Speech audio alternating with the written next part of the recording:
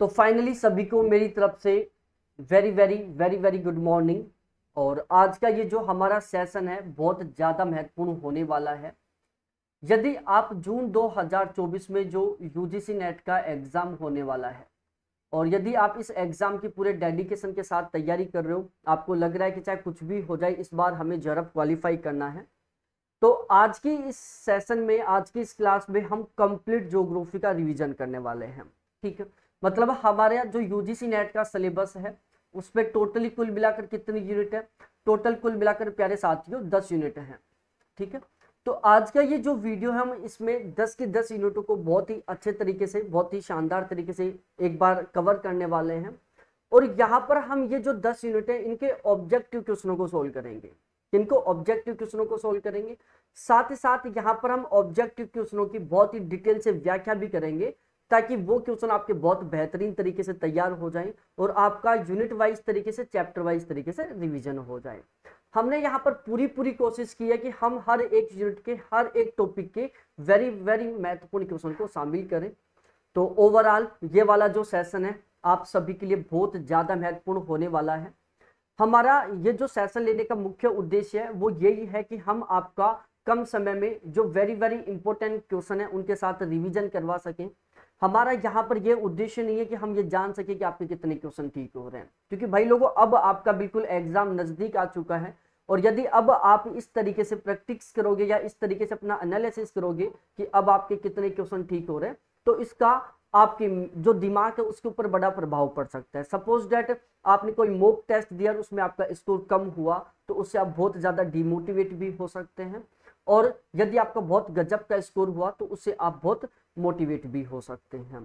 ठीक है, तो फिलहाल में आपको बिल्कुल इस तरीके से तैयारी करनी है ताकि जो वेरी वेरी इंपॉर्टेंट है वो बिल्कुल 100% तरीके से आपका तैयार हो जाए। अब आपको बहुत नया नहीं पढ़ना है, जो आपने पढ़ रखा है उसी का आपको बहुत अच्छे तरीके से रिवीजन करना है ताकि जो आप पढ़ रखे और वहां से कोई क्वेश्चन बने वो आपका किसी भी हाल में गलत ना हो। आपने अभी तक चैनल को सब्सक्राइब नहीं किया तो प्लीज एक बार चैनल को जरूर सब्सक्राइब करें, क्योंकि हमारा ये जो चैनल है वो 100% यूजीसी नेट के एग्जाम को डेडिकेट है। ठीक है, और हमारा यहाँ पर हर हाल में टारगेट है कि कुछ भी हो जाए हमें बहुत गजब के मार्क्स के साथ जरब क्वालिफाई करना है। बहुत गजब के मार्क्स से जरब क्वालिफाई करने के लिए, बहुत ही शानदार वाली तैयारी करने के लिए हमने यहाँ पर बहुत सारे अलग अलग मैराथन के वीडियो अपलोड किए पिछले 6-7 दिन में, जिसमें हमने ज्योग्राफी के जितने भी सिद्धांत है उसका मैंने एक सेपरेट से वीडियो अपलोड कर दिया, जितने भी पॉपुलेशन के आंकड़े हैं उनका मैंने एक सेपरेट से वीडियो अपलोड कर दिया, जितने भी टोपोग्राफियां हैं उनके बारे में मैंने एक अलग से वीडियो बना दिया, ज्योग्राफी के करंट अफेयर का मैंने एक अलग से वीडियो बना दिया। इसी तरीके से मैंने बहुत सारे वीडियोज बना दिए और ये वीडियो वो है जो आपकी तैयारी के 4 चांद लगाने का काम करेंगे, आपकी तैयारी के लिए एक तरीके से बूस्टर का काम करेंगे। ठीक है, तो चलो बिना टाइम गवाए हुए हम अपनी इस सेशन को शुरू करते हैं और थोड़ा सा फास्ट तरीके से पढ़ेंगे, क्योंकि अब समझने का, कॉन्सेप्ट क्लियर करने का टाइम नहीं है। अब वो टाइम है कि हम उस वेरी वेरी इंपॉर्टेंट टॉपिक को बहुत अच्छे तरीके से कवर कर सके जहां से क्वेश्चन बनने का पूरा चांस रहता है।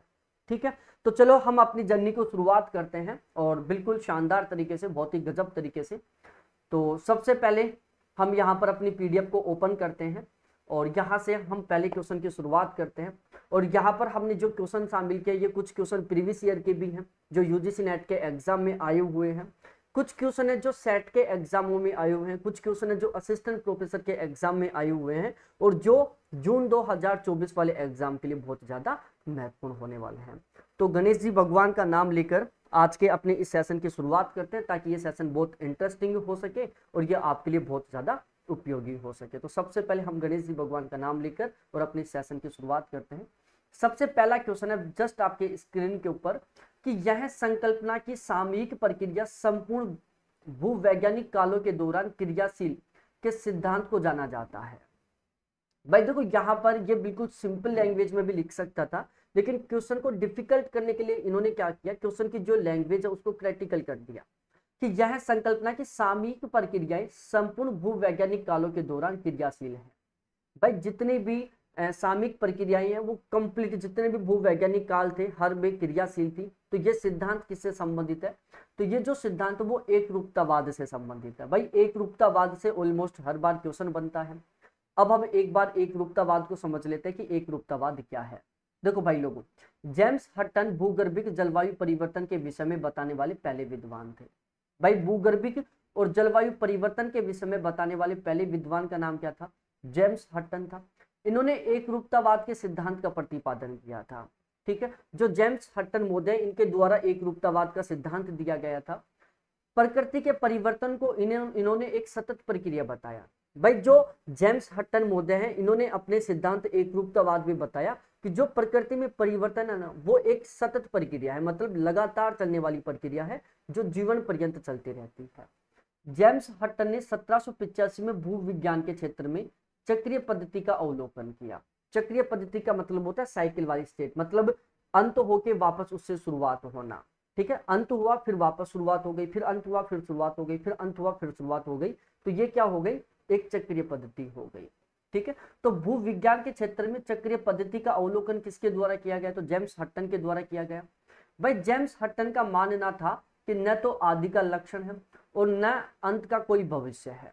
ये वेरी वेरी इंपॉर्टेंट स्टेटमेंट है। हो सकता है एग्जाम में डायरेक्टली ये स्टेटमेंट दे दे कि ना तो आदि का लक्षण है और न अंत का कोई भविष्य है। ये स्टेटमेंट किसका है?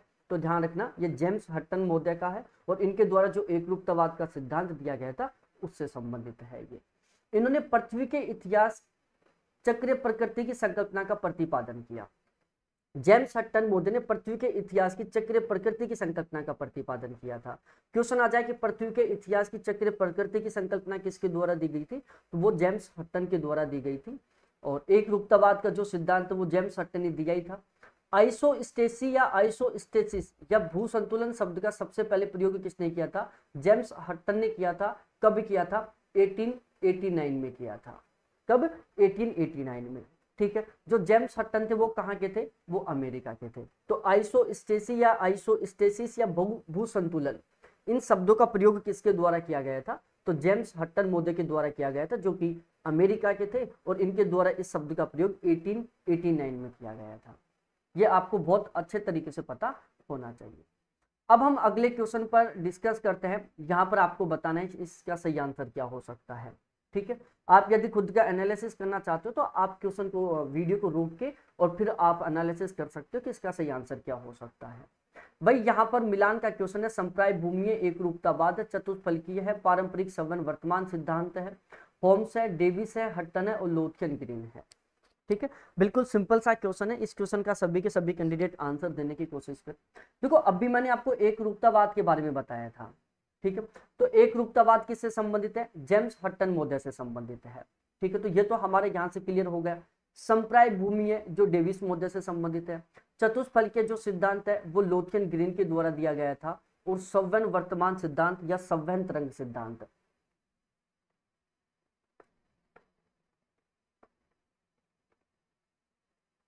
ठीक है, संवहन तरंग सिद्धांत या पारंपरिक संवहन वर्तमान का जो सिद्धांत है वो किसके द्वारा दिया गया था? होम्स महोदय के द्वारा दिया गया था। ये सारा सब कुछ आपको बिल्कुल अच्छे तरीके से पता होना चाहिए। यहाँ पर हम कुछ सिद्धांत है जिनके बारे में डिस्कस कर लेते हैं। अक्सर यहाँ से क्वेश्चन बनता है और हम कंफ्यूज होकर क्वेश्चन को गलत कर देते हैं। सबसे पहला, भाई चक्रीय प्रकृति की संकल्पना जेम्स हटन महोदय के द्वारा दी गई थी। एक रूपतावाद का जो सिद्धांत है वो भी जेम्स हटन ने दिया था। भौगोलिक चक्कर का जो सिद्धांत है वो डेविस ने दिया था। शुष्क अपर्दन चक्कर का जो सिद्धांत है डेविस ने दिया था। कास्ट अपर्दन चक्कर की जो संकल्पना है वो बीडी के द्वारा 1911 में दी गई थी। पेनिप्लेनेशन का जो सिद्धांत है वो डेविस महोदय ने दिया था। पेनिप्लेनेशन चक्कर है जो क्रिकमे के द्वारा दिया गया था। पेडिप्लेनेशन चक्कर है जो एलसी किंग के द्वारा दिया गया था। सवाना अपर्दन चक्र है जो पफ और थॉमस महोदय के द्वारा दिया गया था। ठीक है, परिहिमानी अपर्दन चक्कर का जो सिद्धांत वो पेलिटियर के द्वारा दिया गया था। समय आधारित मॉडल है जो डेविस महोदय के द्वारा दिया गया था। गतिक संतुलन का जो सिद्धांत है वो एन स्टोलर, हेग और चोले महोदय के द्वारा दिया गया था। मॉर्फोलॉजिकल सिस्टम या मॉर्फोलॉजिकल एनालिसिस का जो सिद्धांत है वो वोल्टर पैंक महोदय के द्वारा दिया गया था। तो यहाँ पर टोटली कुल मिलाकर ये 13 सिद्धांत है। यहाँ से क्रॉस मैचिंग का क्वेश्चन बन सकता है। आप कंफ्यूज होकर क्वेश्चन को गलत कर सकते हैं, तो इनको आपको बिल्कुल अच्छे तरीके से ध्यान में रखना है। यहाँ पर पेनिप्लेनेशन करना, पेनिप्लेन, ठीक है, पेनिप्लेन को ही हम क्या कहते हैं? संप्राय मैदान कहते हैं। ये हम समझ सकते हैं। उसके बाद अगला क्वेश्चन है अपर्दन की प्रक्रिया में विलयन के द्वारा पदार्थों का अवनयन कहलाता है। अपर्दन की प्रक्रिया में विलयन के द्वारा यदि पदार्थों का अवनयन होता है तो उसको हम क्या कहते हैं? अपघर्षण कहते हैं, सन्निघर्षण कहते हैं, खतन कहते हैं, या फिर संचारण कहते हैं। इस क्वेश्चन का आंसर क्या होगा बताओ सभी के सभी कैंडिडेट। भाई अपर्दन की प्रक्रिया में यदि विलयन के द्वारा पदार्थों का अवनयन होता है, किसके द्वारा? विलयन के द्वारा, विलयन विलयन है ये, विलयन नहीं, विलयन के द्वारा, ठीक है। विलयन के द्वारा यदि पदार्थों का अवनयन होता है, अपनयन होता है, तो उसको हम क्या कहते हैं? बताओ सभी के सभी कैंडिडेट कि विलयन के द्वारा पदार्थों का अवनयन होता है या रिमूवल होता है तो उसको हम क्या कहते हैं? तो उसको हम संचारण कहते हैं। क्या कहते हैं? संचारण कहते हैं। अब एक बार इन सभी को अच्छे तरीके से समझते हैं कि अपर्दन क्या होता है, अपघर्षण क्या होता है, सन्निघर्षण क्या होता है, घोलन क्रिया क्या होती है और उत्पाटन क्या होता है। सबसे पहले अपर्दन को समझते हैं। सेल पदार्थों के काटने व हटाने की जो क्रिया है तो नदी अपर्दन कहते हैं, ठीक है भाई। सेल पदार्थों के काटने व उनके हटाने की जो प्रक्रिया उसको हम क्या कहते हैं? अपर्दन कहते हैं। ये काम सामान्यतः नदी के द्वारा सबसे ज्यादा किया जाता है। सेल पदार्थों के काटने और उनके हटाने की जो क्रिया उसको हम क्या कहते हैं? अपर्दन कहते हैं। अपघर्षण नदी के भार द्वारा तल और किनारे के घर्षण की यह एक भौतिक क्रिया है, ठीक है भाई। इसमें क्या होता है कि घर्षण के द्वारा किसी स्थल रूप का क्या होता है? कटाव होता है, ठीक है। कि यदि घर्षण बल के द्वारा या घर्षण के कारण या घर्षण बल के द्वारा यदि किसी स्थलाकृति का क्या हो रहा है? क्षरण हो रहा है, यदि किसी स्थलाकृति का ह्रास हो रहा है तो उस प्रक्रिया को हम क्या कहते हैं? अपघर्षण कहते हैं। ये एक भौतिक प्रक्रिया होती है। सन्निघर्षण क्या होता है? जिन पदार्थों को जल बहा कर ले जाता है, जब वे पदार्थ एक दूसरे से टकराते हैं, तली पर लुढ़कते हैं तो उनमें टूट फूट होती रहती है। इसी प्रक्रिया में बड़े बड़े सेलखंड जो छोटे छोटे टुकड़ों में बदल जाते हैं। बस सन्निघर्षण में क्या होता है भाई? जब कोई भी नदी का जल है, सपोज दैट ये नदी है, ये अपने साथ इन मोटे मोटे कंकड़ पत्थरों को या मोटे मोटे पत्थरों को बहा कर लेकर जा रही थी, ठीक है। अब ये जो पत्थर होते हैं ना, ये नदी के बहाव में क्या होते हैं? आपस में टकराते हैं। जब ये आपस में टकराते हैं या फिर ये जब लुढ़क कर चलते हैं, लुढ़क कर चलने का मतलब होता है ये इस तरीके से चलते हैं, उछल उछल कर चलते हैं। तो जब ये मोटे मोटे जो पत्थर हैं ये जब उछल उछल कर चलते हैं या जब ये आपस में टकराते हैं तो ये क्या होता है? और भी छोटे छोटे भागों में या और छोटे छोटे टुकड़ों में टूट जाते हैं। और ये बड़े बड़े सेलखंड है, ये जो बड़े बड़े पत्थर के टुकड़े जब ये छोटे छोटे टुकड़ों में टूट जाते हैं तो इसी प्रक्रिया को हम क्या कहते हैं? सन्निघर्षण कहते हैं। घोलन प्रक्रिया क्या होती है? अनेक सेल पदार्थ नदी के जल में घुले हुए बहते रहते हैं। घोलन क्रिया का मतलब होता है घुलकर बहना, ठीक है, घुलकर बहना। जैसे सपोज दैट आप एक पानी के गिलास में या एक पानी में आप क्या करो? चूना पत्थर डाल दो, तो चूना पत्थर क्या होगा? उस पानी के साथ घुल जाएगा, ठीक है। तो जैसे कोई नदी बह रही है और उसमें आपने चूना पत्थर डाल दिया तो वो जो चूना पत्थर है वो उस नदी के साथ घुलकर बह जाएगा, उस नदी के पानी में घुलकर बह जाएगा। उत्पाटन क्या होता है? हिमानी द्वारा अपर्दन की जो क्रिया होती है उसी को हम उत्पाटन कहते हैं, ठीक है। हिमानी के द्वारा जो अपर्दन की क्रिया उसको क्या कहा जाता है? उत्पाटन कहा जाता है। अब अगला क्वेश्चन है, उत्कात भूमि या बैंडलैंड स्थलाकृति निम्नलिखित में से निम्नलिखित की मिलीजुली क्रिया का उत्पाद है। बहुत आसान क्वेश्चन है कि उत्कात भूमि बैंडलैंड स्थलाकृति निम्नलिखित की मिलीजुली क्रिया का उत्पाद है। पवन हिमानी है, पवन जल है, जल तापमान है और जल एवं हिमानी है। इस क्वेश्चन का आंसर दो सभी के सभी कैंडिडेट कि यहां पर सही आंसर क्या होने वाला है। भाई लोगों, इस क्वेश्चन का जो सही आंसर होगा वो होगा पवन और जल, ठीक है। पवन और जल दोनों के द्वारा मिलकर एक स्थलाकृति का निर्माण किया जाता है जिसको हम क्या कहते हैं? बैंडलैंड कहते हैं, बैंडलैंड, ठीक है। इसको उत्खात भूमि कहा जाता है, उत्खात भूमि, ठीक है।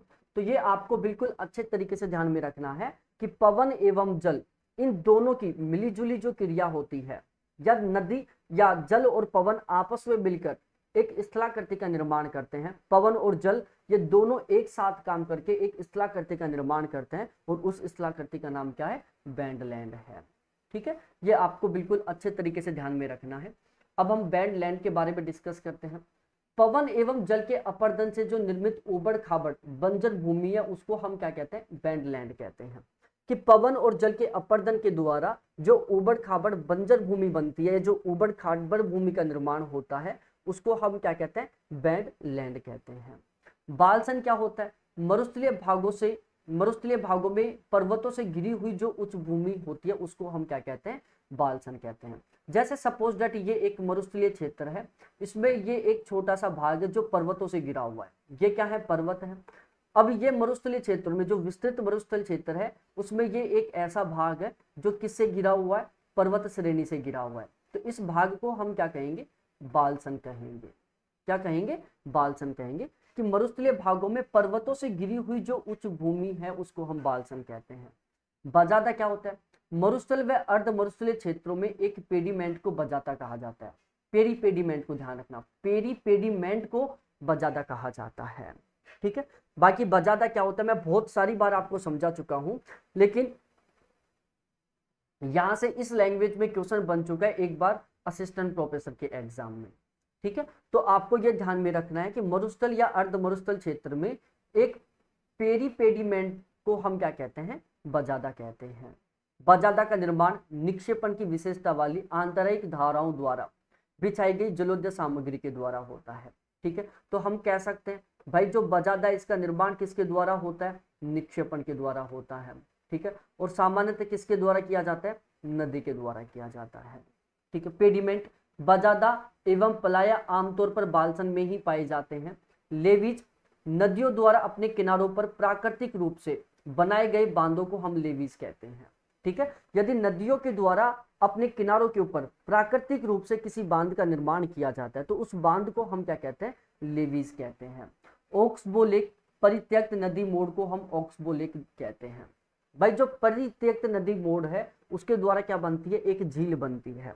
ठीक है, परित्यक्त नदी मोड़ के द्वारा एक झील बनती है और उस झील का नाम क्या होता है, ओक्सबो लेक होता है, जिसको हम बोखुर झील भी कहते हैं। क्या कहते हैं, बोखुर झील भी कहते हैं। तो ये आपको अच्छे तरीके से ध्यान में रखना है।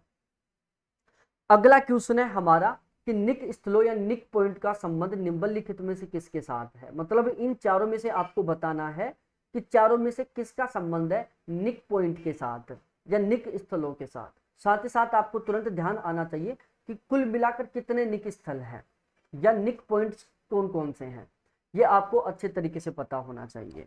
तो प्यारे साथियों, जो निक स्थल है उसका संबंध किसके साथ है, जल्दी जल्दी बताओ। ठीक है, आप साथ के साथ इन क्वेश्चनों को यदि सोल्व करना चाहते हो अपना एनालिसिस करने के लिए, तो आप क्वेश्चन को रोक कर भी इसका आंसर अटेम्प्ट कर सकते हैं, ताकि आपको अपने आंसर के बारे में पता चल सके, आपको अपनी तैयारी के बारे में साथ के साथ पता चल सके। भाई लोगों, जो निक पॉइंट्स होते हैं इनका संबंध किसके साथ होता है, तो इसका जो संबंध है वो नदी पुनर्युवन के साथ होता है। किसके साथ, नदी पुनर्युवन के साथ होता है। ये आपको बिल्कुल अच्छे तरीके से ध्यान में रखना है। अब नदी पुनर्युवन क्या होता है इसको मैं एक बार समझा देता हूँ। नदी पुनर्युवन को हम क्या कहते हैं, नवोन्मेष भी कहते हैं। किसी भी अपर्दन चक्र या सक्रिय चक्र में बाधा उत्पन्न होने से स्थलखंड पर एक चक्र का प्रारंभ हो जाता है, स्थलखंड पर एक नए चक्र का प्रारंभ हो जाता है, जिसे हम नवोन्मेष कहते हैं। ठीक है, किसी भी अपर्दन चक्र या सक्रिय चक्र में बाधा उत्पन्न होने से स्थलखंड पर एक नए चक्र की शुरुआत हो जाती है, उसे हम क्या कहते हैं, नवोन्मेष कहते हैं। नदी पुनर्युवन या नवोन्मेष के उदाहरण जैसे निक पॉइंट हो गया, घाटी के अंदर घाटी हो गई, नदी वेदिका हो गई, अंधकर्तित विसर्प हो गया, उत्थित संप्राय मैदान हो गया और संगत सीकर हो गया। ठीक है, तो पहला निक पॉइंट है, दूसरा घाटी के अंदर घाटी है, तीसरा नदी वेदिका है, चौथा अंधकर्तित विसर्प है, पांचवा उत्थित संप्राय मैदान है और छठा संगत सीकर है। ठीक है, तो टोटली कुल मिलाकर ये 6 हैं जिनका संबंध किससे है, नदी पुनर्युवन से है या नवोन्मेष से है। बहुत सारी बार ऐसे क्वेश्चन बन जाता है कि निम्नलिखित में से कौन सा टोपोग्राफियां हैं जो नदी पुनर्युवन या नवोन्मेष से संबंधित हैं।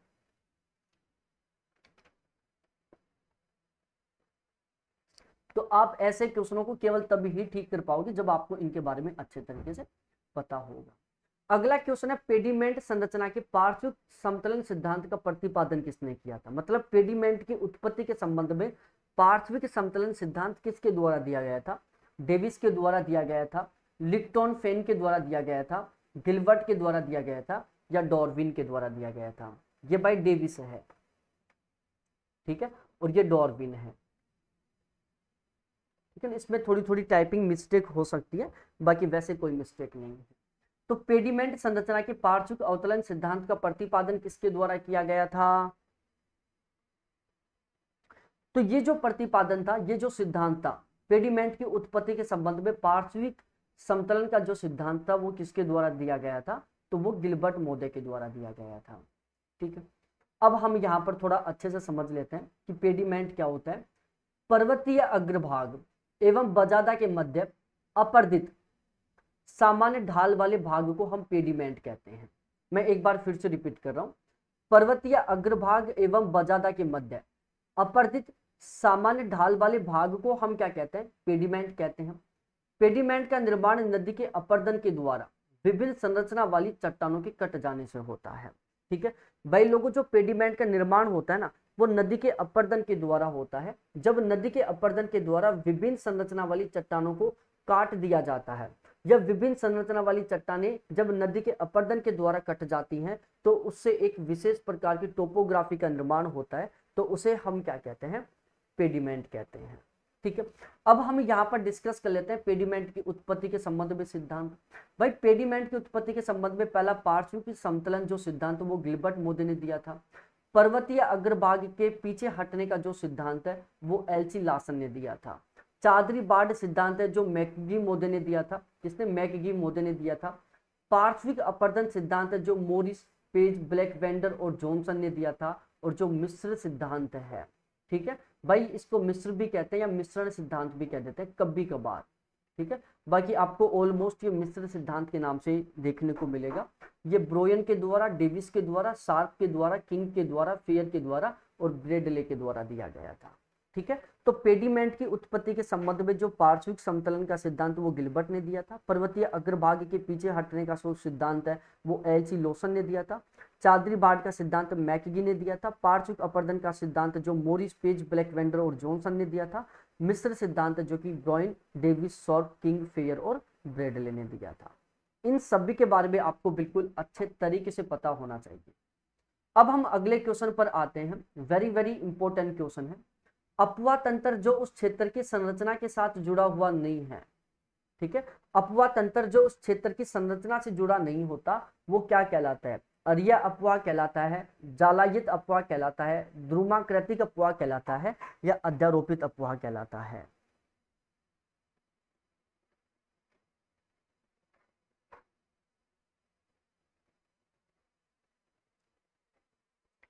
देखो यहां पर सही आंसर होगा अध्यारोपित अपवाह। क्या होता है इसका सही आंसर? क्या होगा? अध्यारोपित अपवाह होगा। अब मैं इसको थोड़ा सा आपको ब्रीफ में समझा देता हूं, क्योंकि यहां से क्वेश्चन बनने का मेरे को बहुत ज्यादा चांस लग रहा है। भाई जो अपवाह तंत्र है ना वो दो तरीके से होता है, ठीक है। अपवाह तंत्र, ठीक है, अपवाह तंत्र दो प्रकार से होता है। अब इसके दोनों प्रकार है जो मैं यहाँ पर लिखता हूं सबसे पहले कि ये दो प्रकार कौन कौन से हैं। सबसे पहला होता है क्रमवती। पहला कौन सा होता है? क्रमवती अपवाह तंत्र, ठीक है। और दूसरा होता है अक्रमवती।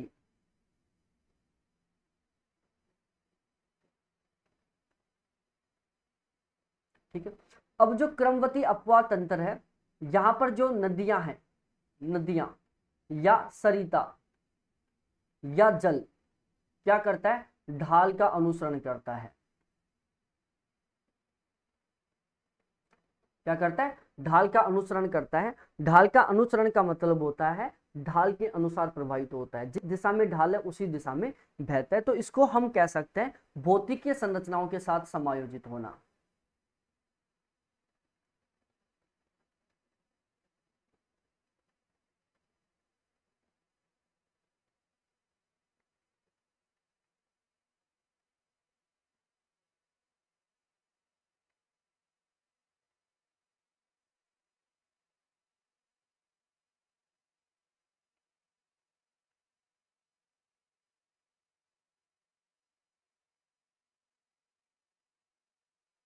क्या होता है? भौतिकीय संरचना के साथ समायोजित होता है।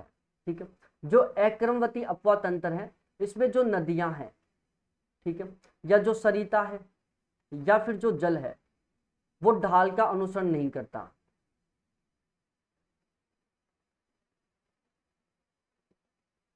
क्या नहीं करता? ढाल का अनुसरण नहीं करता। अर्थात हम कह सकते हैं भौतिकीय संरचना,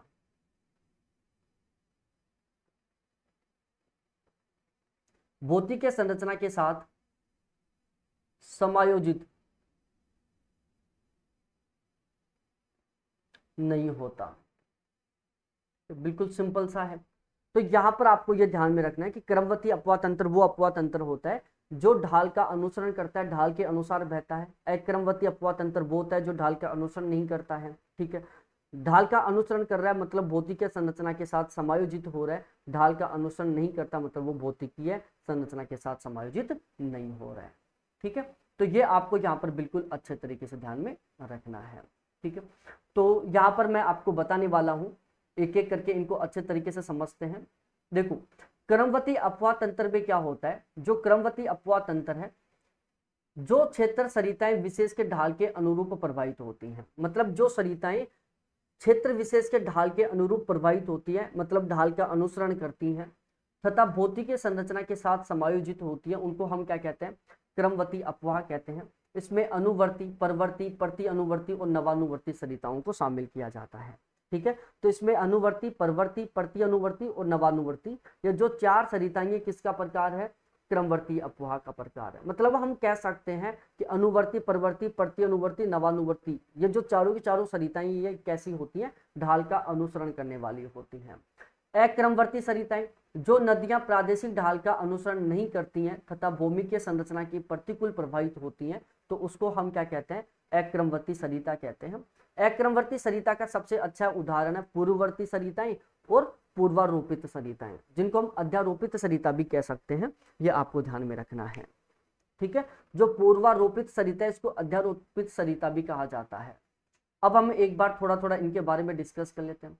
अनुवर्ती सरिताएं, ये सरिताएं क्षेत्रीय ढाल के प्रादेशिक, क्षेत्रीय धरातल के प्रादेशिक ढाल का अनुसरण करती है। मतलब जो सरिताएं क्षेत्रीय धरातल के प्रादेशिक ढाल का अनुसरण करती हैं उनको हम क्या कहते हैं? अनुवर्ती सरिताएं कहते हैं। परवर्ती सरिताएं, ये नदियां क्षेत्रीय ढाल का अनुसरण करती हैं एवं अनुवर्ती सरिता से समकोण पर आकर मिलती हैं। सपोज डेट इस तरीके से अनुवर्ती सरिता प्रवाहित हो रही थी। ठीक है, अब इसमें ढाल का अनुसरण करते हुए एक नदी इस तरीके से आकर मिल गई। ठीक है, तो इसको हम क्या कहेंगे प्यारे साथियों? परवर्ती सरिता कहेंगे, क्योंकि ये ढाल का भी अनुसरण कर रही है और ये किस में आकर मिल रही है? परवर्ती सरिता में मिल रही है। लेकिन ध्यान रखना प्यारे साथियों, ये तभी ही परवर्ती कहलाएगी जब इसे समकोण पर आकर मिलेगी, मतलब कुछ इस तरीके से आकर मिलेगी। ठीक है, तो ये ध्यान रखना कि जब कोई सरिता ढाल का अनुसरण करते हुए बहती है और वो अनुवर्ती सरिता से समकोण पर जाकर मिलती है तो उसको हम परिवर्ती सरिता कहते हैं। प्रति अनुवर्ती सरिताएं, ये सरिताएं ढाल का अनुसरण करती हैं लेकिन ये सरिताएं प्रधानतः अनुवर्ती सरिता के विपरीत दिशा में प्रवाहित होती हैं। ठीक है भाई, जो प्रति अनुवर्ती सरिताएं होती है ना, ये भी क्या करती है? ढाल का अनुसरण करती हैं। लेकिन सबसे खास बात क्या है कि ये जो सरिताएं होती हैं, जो अनुवर्ती सरिता है उसके जस्ट अपोजिट डायरेक्शन में बहती है, उसके विपरीत दिशा में बहती है। ठीक है, उसके बाद हम नवानुवर्ती सरिता के बारे में डिस्कस करते हैं। प्रधान अनुवर्ती सरिता की प्रवाह दिशा के अनुरूप दिशा में प्रवाहित होने वाली सरिता को हम नवानुवर्ती सरिता कहते हैं। ठीक है, तो ये आपको अच्छे तरीके से ध्यान में रखना है। अनुवर्ती, परवर्ती, प्रति अनुवर्ती और नवानुवर्ती, इन चारों की चारों सरिताओं के बारे में ये आपको अच्छे तरीके से पता होना ही चाहिए। और अब हम आगे डिस्कस करते हैं पूर्ववर्ती अपवाह तंत्र के बारे में। जिन सरिताओं के प्रभाव पर स्थलखंड के उत्थान का कोई प्रभाव नहीं पड़ता, जिन सरिताओं का आविर्भाव स्थलखंड के उत्थान से पहले हो चुका है लेकिन आज भी ये अपने पूर्व मार्ग का अनुसरण कर रही हैं, तो उनको हम क्या कहते हैं? पूर्ववर्ती अपवाह तंत्र कहते हैं। भाई, पूर्ववर्ती अपवाह तंत्र हम उन सरिताओं को कहते हैं, उन नदियों को कहते हैं जो स्थलखंड के उत्थान से पहले से बह रही हैं। ठीक है, और वो स्थलखंड के उत्थान के बाद भी अपने उसी मार्ग के ऊपर बह रही हैं। जैसे सपोज दैट यहाँ पर एक नदी बह रही थी। ठीक है, अचानक क्या हुआ? यहाँ पर ज्वालामुखी आ गया और यहाँ पर एक छोटा सा पर्वत बन गया। ठीक है। अब ये नदियां ना अपना मार्ग परिवर्तित नहीं करेंगी भाई, ये नदियां उसी मार्ग में बहेंगी। तो ये क्या करेगी, धीरे धीरे जैसे जैसे वो जो पर्वत बनता जा रहा है ना, उसका लगातार क्या करते जाएंगी, अपर्दन करते जाएंगे, मतलब अपना रास्ता नहीं बदलेंगी ये नदियां। ठीक है, जो अवरोध बना है, जो वो स्थलाकृति बनी है इनके मार्ग में, उसको ये क्या कर देंगी, हटा देंगी और वापस अपने उसी मार्ग पर बहना शुरू कर देंगे। तो उनको हम क्या कहते हैं, पूर्ववर्ती अपवाह तंत्र कहते हैं। पूर्ववर्ती नदियां अपने धरातलीय ढाल और संरचना से समायोजित नहीं होती हैं, ये आपको ध्यान में रखना है। आगे हम डिस्कस करते हैं अध्यारोपित सरिता के बारे में। ये सरिता अपने प्रवाह स्थल की संरचना के साथ समायोजित नहीं होती। ठीक है, जो अध्यारोपित सरिताएं हैं ये भी अपने ढाल का अनुसरण नहीं करती हैं, ध्यान रखना। ठीक है, जो पूर्ववर्ती अध्यारोपित सरिताएं होती हैं कभी भी ढाल का अनुसरण नहीं करती, ये ढाल के अपोजिट डायरेक्शन में भी प्रवाहित हो जाती है, ढाल के अपोजिट डायरेक्शन में भी बहना शुरू कर देती हैं। ठीक है, तो इनके बारे में आपको बिल्कुल अच्छे तरीके से पता होना ही चाहिए। अब हम आगे डिस्कस करते हैं कि अत्यंत नूतन हिमकाल का निम्नलिखित में से कौन सा क्रम सही कालानुक्रम में है। ठीक है, अत्यंत नूतन काल को हम इंग्लिश में क्या कहते हैं, प्लेस्टोसीन काल कहते हैं, प्लेस्टोसीन काल, प्लेस्टोसीन काल कहा जाता है। मैं प्लेस्टोसीन लिख दिया, प्लेस्टोसीन है ये।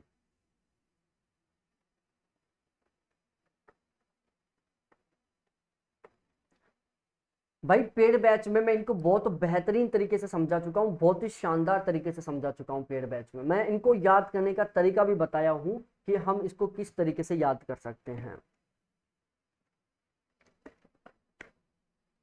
जिन कैंडिडेटों ने हमारा पेड बैच ले रखा होगा ना, उस कैंडिडेट को कहीं पर कोई दिक्कत नहीं आ रही होगी। देखो हमारा पेड बैच का सिस्टम क्या होता है वो मैं आपको एक बार समझा देता हूँ। यदि आप ज्योग्राफी सब्जेक्ट से जेआरएफ क्वालिफाई करना चाहते हो, भाई अब जून वाला एग्जाम तो होने वाला है, लेकिन अब आपका टारगेट है कि चाहे कुछ भी हो जाए, दिसंबर 2024 में हमें हर हाल में ज्योग्राफी सब्जेक्ट से जेआरएफ क्वालिफाई करना है, वो भी 80% प्लस के स्कोर के साथ।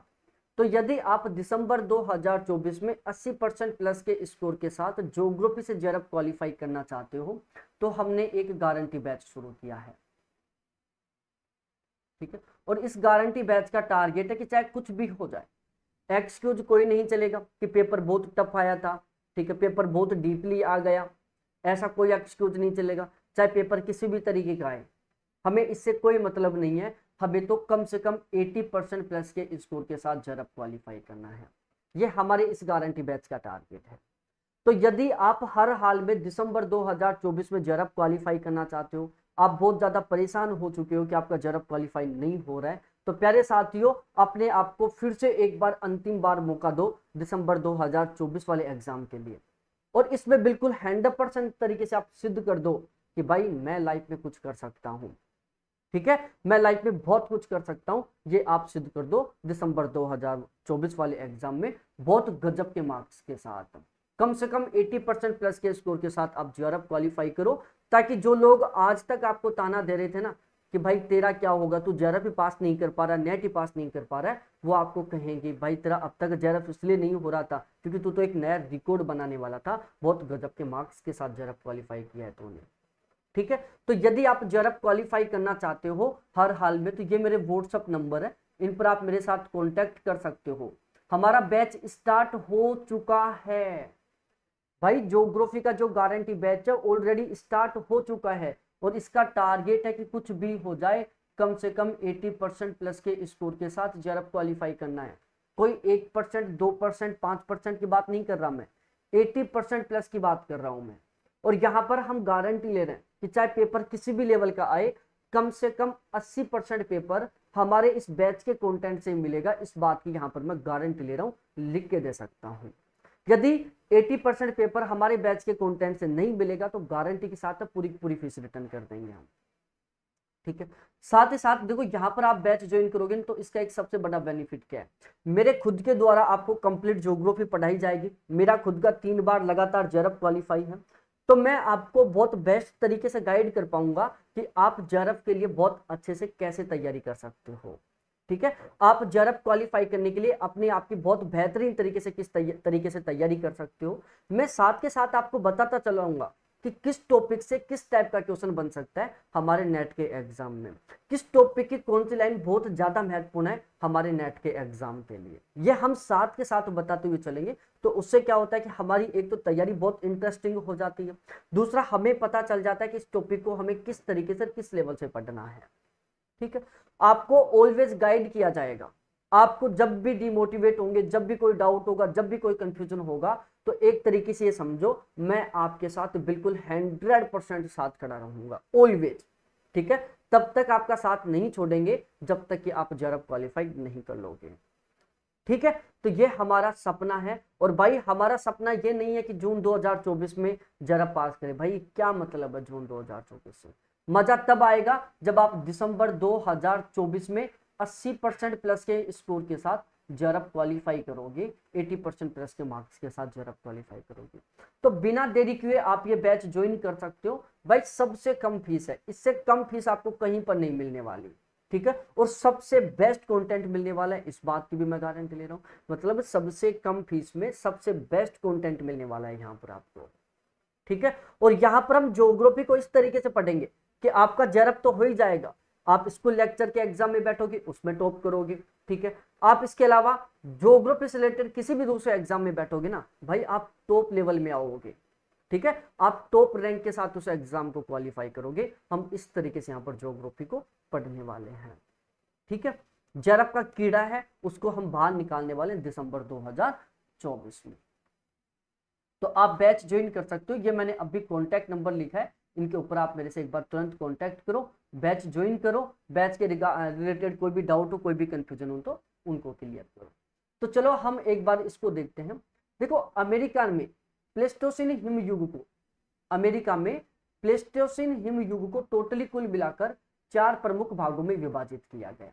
पहला ध्यान से सुनना, अमेरिका में प्लेस्टोसिन हिमयुग को 4 भागों में विभाजित किया गया था। एक नेब्रास्का है, दूसरा कंसान है, तीसरा इलिनोइन है और चौथा विस्कोसिन है।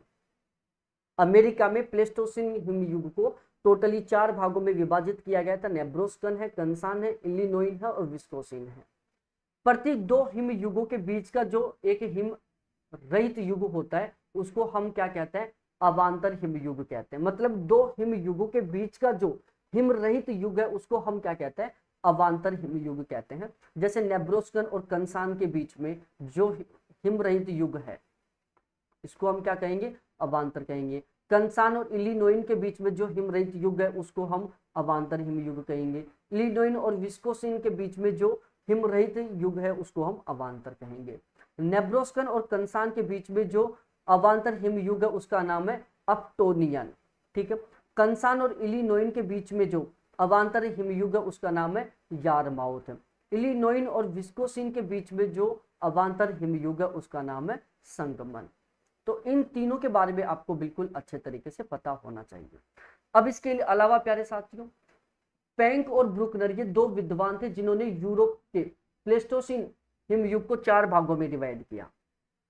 पेंक और ब्रुकनर ये 2 विद्वान थे जिन्होंने यूरोप को 4 हिमयुगों में विभाजित किया, या जो यूरोप का प्लेस्टोसिन काल था उसको 4 हिमयुगों में विभाजित किया, जो है गुंज, मिंडेल, रिस और वुर्म। ठीक है, GMRW। जी का मतलब हो गया गुंज, एम का मतलब हो गया मिंडेल, आर का मतलब हो गया रिस और डब्ल्यू का मतलब हो गया वुर्म। भाई सबसे पहले अल्फाबेट में सबसे पहले जी आता है, उसके बाद एम आता है, उसके बाद आर आता है, उसके बाद डब्ल्यू आता है। आप इसी सीक्वेंस को याद कर लो कि सबसे पुराना हिमयुग कौन सा है, सबसे पहला हिमयुग कौन सा है? गुंज है। ठीक है, और सबसे नवीन या सबसे बाद का हिमयुग कौन सा है? वुर्म है। यदि मैं भाई प्लेस्टोसिन यूरोप से क्वेश्चन बन चुका है, यूरोप वालों को क्रम में जचवा लिया, हो सकता है कि अब वाले एग्जाम में अमेरिका में जो प्लेस्टोसिन युग को 4 हिमयुगों में बांटा गया उनको क्रम से व्यवस्थित करवा ले। तो आप इन 2 को याद रखो भाई, गुंज और जो नेब्रास्कन है ये सबसे पहला हिमयुग है, वुर्म और विस्कोसिन है वो सबसे बाद का हिमयुग है। ठीक है, गुंज और नेब्रास्कन सबसे पहला हिमयुग है, वुर्म और विस्कोसिन है जो सबसे बाद का हिमयुग है।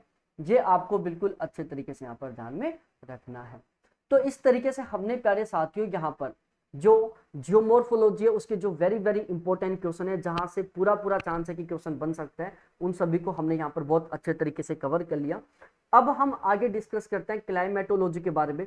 क्लाइमेटोलॉजी के जो वेरी वेरी इंपॉर्टेंट क्वेश्चन है, जहां से क्वेश्चन बन सकते हैं, उनको हम इस वाली क्लास में अच्छे तरीके से कवर करते हैं।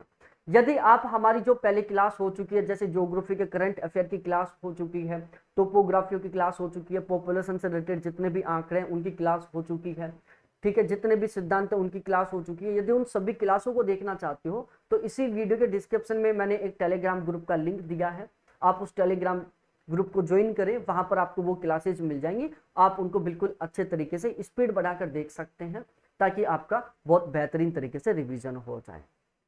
ठीक है, अब हम वायुमंडल के बारे में डिस्कस करते हैं कि वायुमंडल क्या है और किस तरीके से है। अब हम जो वायुमंडल के क्वेश्चन है, जो क्लाइमेटोलॉजी के क्वेश्चन है, उनको अच्छे तरीके से कंप्लीट करते हैं। निम्नलिखित में से कौन वायुमंडलीय गैस सही प्रतीक द्वारा सही दर्शाया गया है? भाई लोगों देखो, केमिस्ट्री का क्वेश्चन यहाँ पर ला दिया गया है एक तरीके से।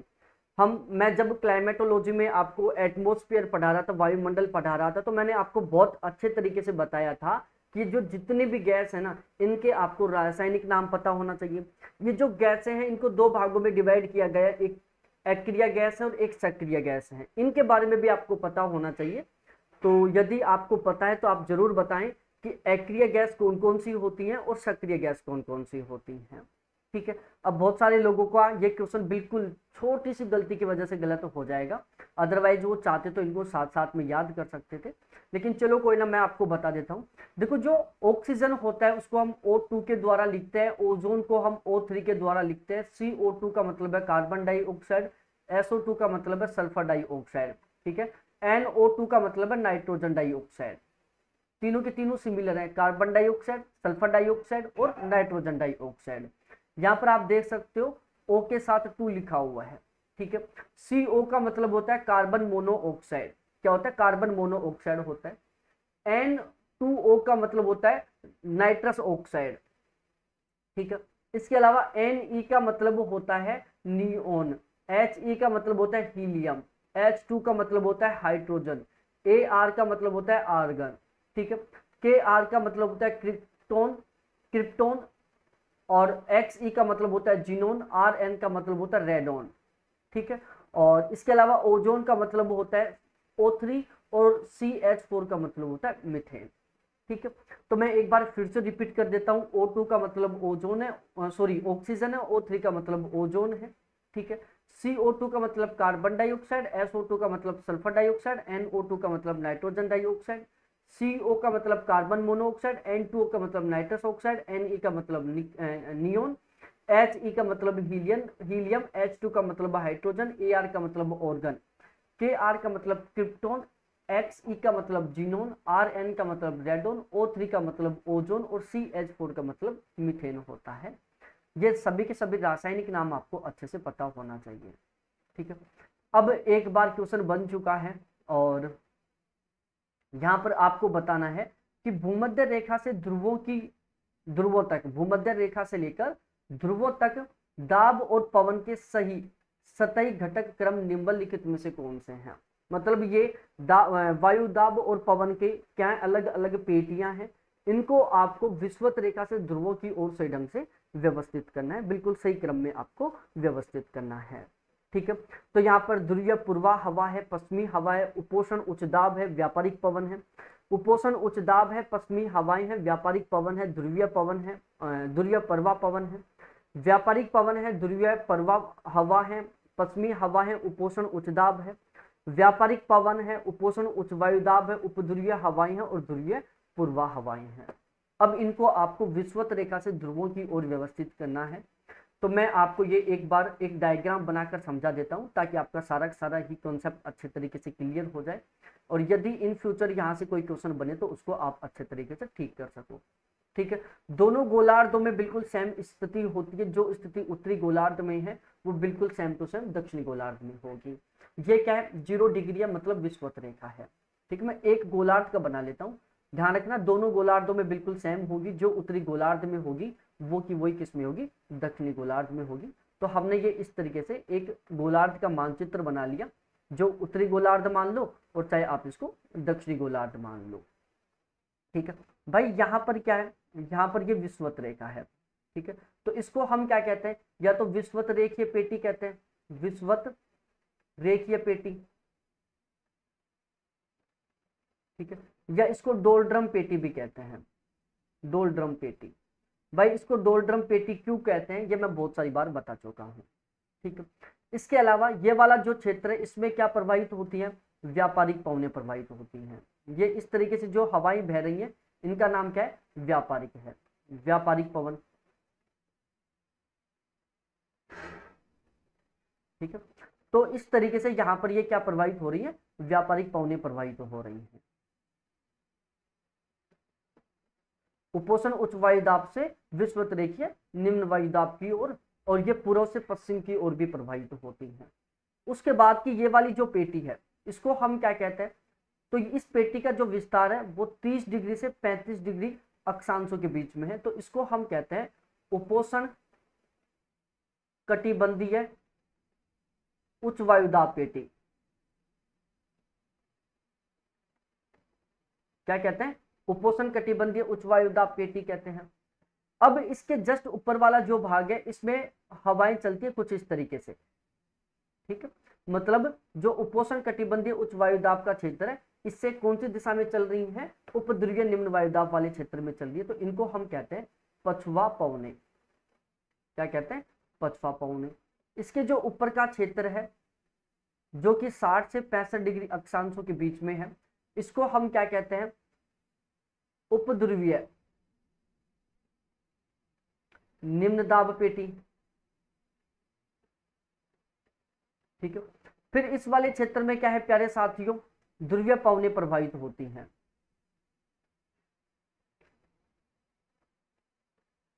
ठीक है। और फिर ये वाला जो क्षेत्र है इसको हम क्या कहेंगे, ध्रुवीय पेटी कहेंगे,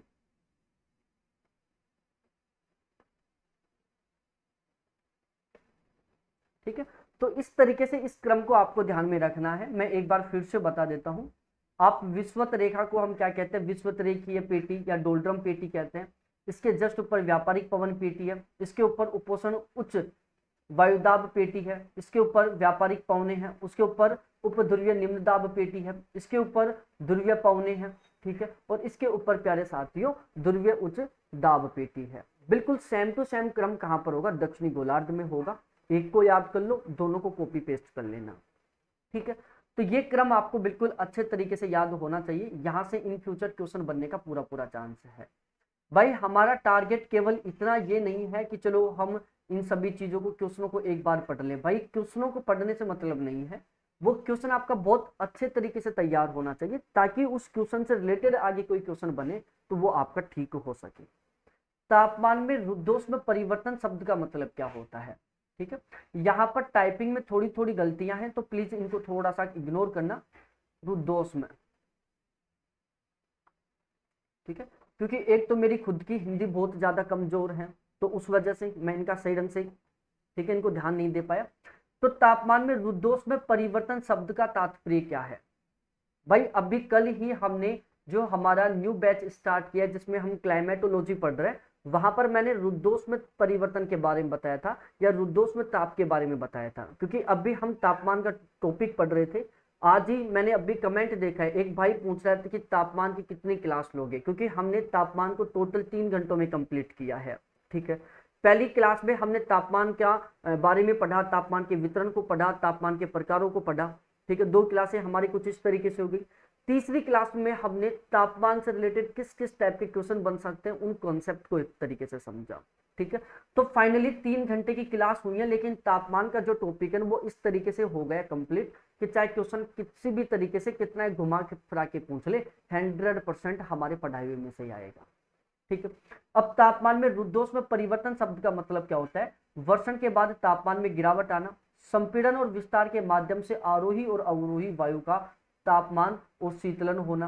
तापन, तापमान, तापमान नहीं है तापन है, तापन का मतलब होता है गर्म होना। आरोही पवन का तापन और अवरोही पवन का शीतलन। तो बताओ रुद्धोष्म में परिवर्तन क्या होता है, भाई हवा के ऊपर उठने या नीचे उतरने। आरोही और अवरोही का मतलब होता है हवा का ऊपर उठना और नीचे गिरना या नीचे बैठना।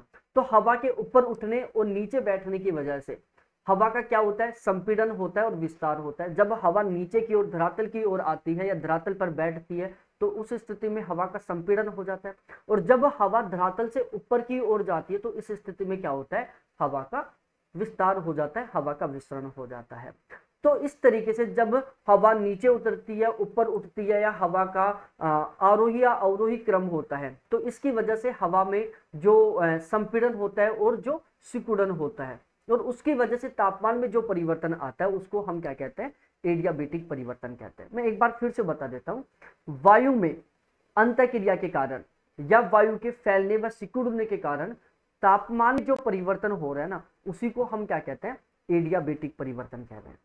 ठीक है, तो वायु में अंतःक्रिया के कारण तापमान में जो परिवर्तन होता है, वायु के आरोही या अवरोही होने पर जो तापमान में परिवर्तन आता है, वायु के फैलने या सिकुड़ने की वजह से जो तापमान में परिवर्तन आता है, उसको हम एडियाबेटिक परिवर्तन कहते हैं।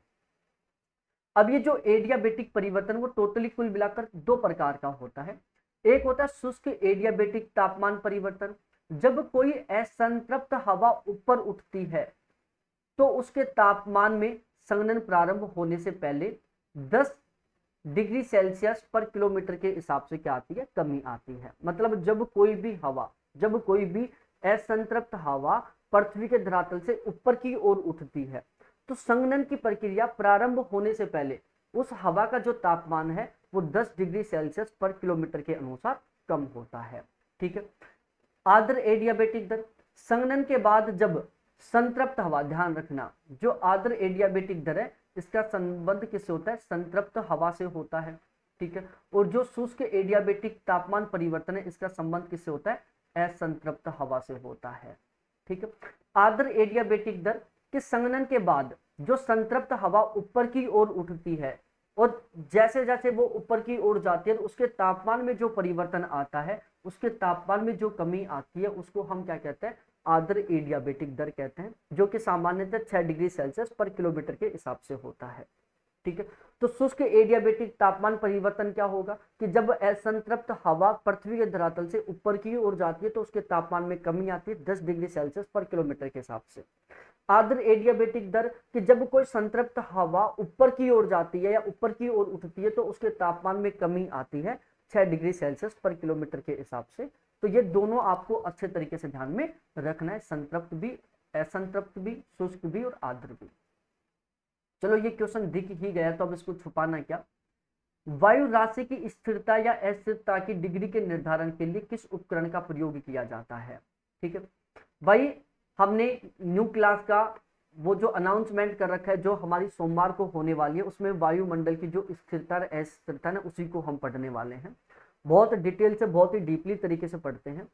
वायु राशि की स्थिरता या स्थिरता की डिग्री के निर्धारण के लिए किस उपकरण का प्रयोग किया जाता है, तो उस उपकरण का नाम है रेडियो सांडेस। ठीक है, क्या है, रेडियो सांडेस। रेडियो सांडेस, ये आपको ध्यान में रखना है कि वायु राशि की स्थिरता व अस्थिरता की डिग्री के निर्धारण के लिए जिस उपकरण का उपयोग किया जाता है उसको हम क्या कहते हैं, रेडियो सांडेस कहते हैं। अब हम इसको समझते हैं कि ये होते क्या है। रेडियो सांडेस वायु की स्थिरता व अस्थिरता की डिग्री के निर्धारण के लिए, यदि आप वायु की स्थिरता और अस्थिरता का डिग्री के रूप में निर्धारण करना चाहते हो तो उसके लिए आपको रेडियो सांडेस उपकरण को काम लेना होगा। इसके अलावा द्रवों के श्यानता का मापन करने के लिए, यदि आप द्रवों की श्यानता का मापन करना चाहते हो तो उसके लिए आपको विस्कोमीटर को काम लेना होगा। समुद्र में डूबी किसी वस्तु का ध्वनि तरंगों के माध्यम से पता लगाना। ठीक है भाई, समुद्र में डूबी हुई किसी वस्तु का यदि समुद्र में डूबी हुई किसी वस्तु का यदि आप ध्वनि तरंगों के माध्यम से पता लगा रहे हो तो उसको हम क्या कहते हैं, सोनार कहते हैं। किसी पदार्थ में अम्लता व क्षारीयता का जो परीक्षण है वो पीएच मीटर के हिसाब से किया जाता है, पीएच स्केल के हिसाब से किया जाता है, मीटर नहीं स्केल है ये। ठीक है, तो ये आपको ध्यान में रखना है। विस्कोमीटर के द्वारा द्रवों के श्यानता का मापन किया जाता है। समुद्र में डूबी किसी वस्तु का ध्वनि तरंगों के माध्यम से पता लगाना, इसको सोनार का उपयोग किया जाता है। और किसी पदार्थ के अम्लता या क्षारीयता का जो परीक्षण है वो पीएच स्केल के द्वारा किया जाता है। ठीक है, तो ये आपको अच्छे से पता होना चाहिए। अब हम थोड़ा आगे डिस्कस करते हैं, यहाँ पर भी मैं ध्यान नहीं लगाया कि आपसे मैं क्वेश्चन भी पुटअप करूं। मौसम संबंधित प्रथम उपग्रह कौन सा है, मतलब यहाँ पर आपको बताना है कि पहला सैटेलाइट कौन सा है जो मौसम से संबंधित है, तो उसका नाम है TIROS। TIROS। TIROS क्या है, मौसम से संबंधित पहला सैटेलाइट है। अब इसके बारे में अच्छे तरीके से पढ़ते हैं, इसको अच्छे से समझते हैं। 1 अप्रैल 1960 को TIROS first television infrared observation satellite नाम का दुनिया का पहला मौसम उपग्रह अमेरिका के द्वारा लॉन्च किया गया। पहला जो TIROS फर्स्ट है, इसका फुल फॉर्म क्या है, टेलीविजन इंफ्रारेड ऑब्जर्वेशन सैटेलाइट है। ये कब लॉन्च किया गया था, 1960 में। किसके द्वारा लॉन्च किया गया था, अमेरिका के द्वारा लॉन्च किया गया था। ठीक है, दुनिया का पहला मौसम संबंधी उपग्रह था ये। अब इसका उद्देश्य क्या था, ये क्या काम कर रहा था, तो देखो प्यारे साथियों, आगे हम डिस्कस करते हैं। दूरसंचार, भाई ये जो TIROS फर्स्ट जो सैटेलाइट था, ये मौसम से संबंधित जानकारी देने का काम कर रहा था। ठीक है, ये पूरी दुनिया भर को मौसम से संबंधित जो जानकारी है कि आगामी समय में मौसम खराब हो सकता है, आगामी समय में मौसम ठीक हो सकता है, आकाश बादल रहित हो सकता है, आकाश बादल युक्त हो सकता है, एक बहुत बड़ा चक्रवात आ सकता है, एक बहुत बड़ा तूफान आ सकता है, बहुत तेज हवाएं चल सकती हैं, ये जो मौसम संबंधित घटनाएं, इनके बारे में जानकारी देता था। ठीक है, दूरसंचार, प्रसारण, मौसम विज्ञान, खोज और बचाव कार्यों को पूरा करने के लिए इसरो ने 1982 में इनसैट शुरू किया। ठीक है भाई, दूरसंचार, प्रसारण, मौसम विज्ञान, खोज और बचाव कार्यों को पूरा करने के लिए इसरो के द्वारा,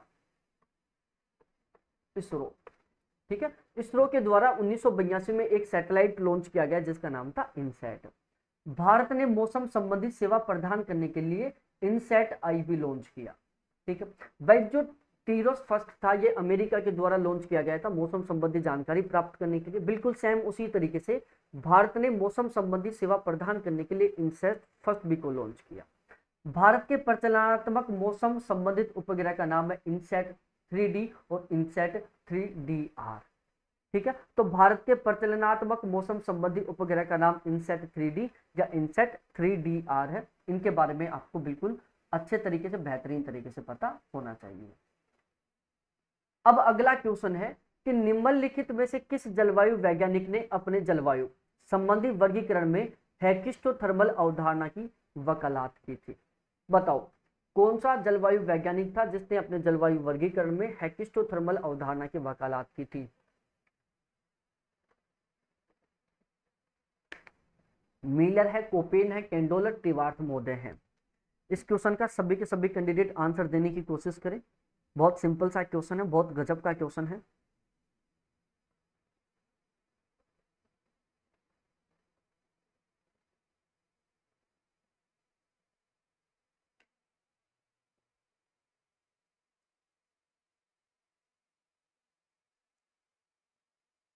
देखो यहां पर जो सही आंसर होगा वो होगा कोपेन मोदय और कैंडल मोदय।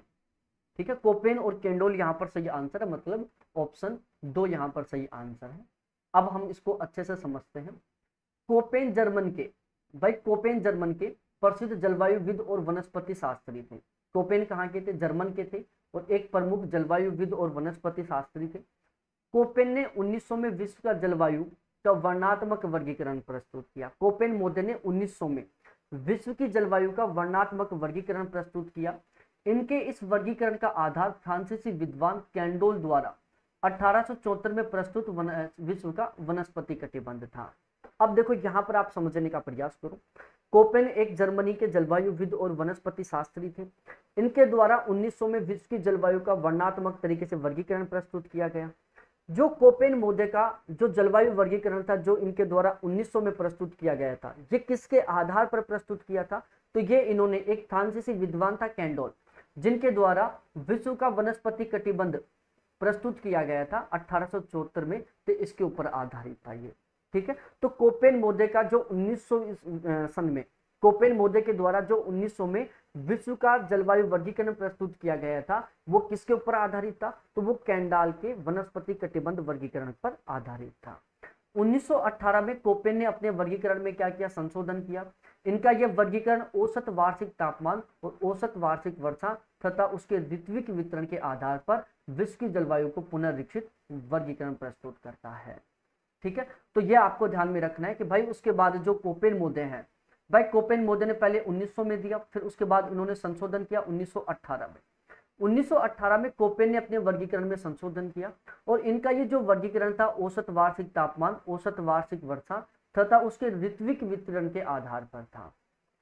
ठीक है, कोपेन के मूल वर्गीकरण का जो अंतिम संशोधन था वो कब हुआ, 1953 में हुआ। मतलब कोपेन मोडे ने अपने क्लाइमेट क्लासिफिकेशन में अंतिम रूप से संशोधन किया 1953 में, जो कोपेन गीगर पॉल के वर्गीकरण के नाम से जाना जाता है। कोपेन का वर्गीकरण मात्रात्मक और आनुभविक था। ठीक है ना। अब ये आपको लग रहा होगा कि हम क्यों पढ़ रहे हैं, ध्यान रखना। यदि क्वेश्चन आ गया कि निम्नलिखित में से कौन से कथन कोपेन के संबंध में सही है, फिर हवा टाइट हो जाएगी, फिर पता ही नहीं चलेगा कि कौन सा स्टेटमेंट कोपेन ने कहा था या कौन सा स्टेटमेंट कोपेन के संबंध में सही और कौन सा गलत है। ठीक है, तो मैं तो कहूंगा कि एक बार इन सभी चीजों को अच्छे तरीके से याद करो, क्योंकि यहाँ पर हम जो भी बता रहे हैं वेरी वेरी इंपॉर्टेंट बता रहे हैं। कोपेन का जो जलवायु वर्गीकरण था, इसमें इन्होंने टोटल 5 भाग बताए थे। पहला मेगाथर्मल था, जीरोफाइटस था, माइक्रोथर्मल था, मेसोथर्मल था और हेकिस्टोथर्मल था। ठीक है, डी कैंडोल मोडे का जो जलवायु वर्गीकरण था, इसमें प्यारे साथियों क्या क्या था, मेगाथर्मल था, जीरोफाइटस था, माइक्रोथर्मल था, मेसोथर्मल था और हेकिस्टोथर्मल था। तो ये हेकिस्टो जो थर्मल है वो किस किस में रिपीट हो रहा है, कैंडाल के में भी हो रहा है, कोपेन के में भी हो रहा है। इन फ्यूचर क्वेश्चन बन जाए कि माइक्रोथर्मल किससे संबंधित है, तो माइक्रोथर्मल जीरोफाइटस है, मेगाथर्मल है, मेसोथर्मल है, ये कोपेन और कैंडोल मोडे से संबंधित है। ठीक है, तो ये कोपेन का जो मेजर पॉइंट थे वो आपको ध्यान हो गए होंगे, याद हो गए होंगे। अब हम थोर्नवेट के अकॉर्डिंग डिस्कस करते हैं। एक बार आप मोटा मोटा मैच करो कि यहाँ पर क्या हो सकता है, इसका आंसर क्या हो सकता है। ठीक है, नहीं आता तुक्का लगाओ भाई, क्योंकि हमारे इस एग्जाम में तुक्का लगाने के भी नंबर मिलते हैं, आपको पता है ना। तुक्का लगाओगे तो भी नंबर मिलेंगे आपको, यदि आपका क्वेश्चन सही हो गया तो। अब देखो, मध्य तापीय, सूक्ष्म तापीय, टेगा है, टुंड्रा है। टीई सूचकांक मिले जो 16 से 31 है, 1 से 15, 64 से 127 और 31 से 63 है। अब इनको आपको क्रॉस मैच करना है, आपस में मिलाना है, बताना है कि यहाँ पर सही आंसर क्या हो सकता है। भाई लोगों, यहाँ पर जो सही आंसर होगा क्या होगा, हम एक बार मिला के देखते हैं, और ताकि ये आपको बिल्कुल अच्छे तरीके से समझ में आ जाए। देखो, सबसे पहले यहाँ पर हम देखते हैं मध्य तापीय। जो मध्य तापीय, इसका संबंध किससे, 64 से 127 से है।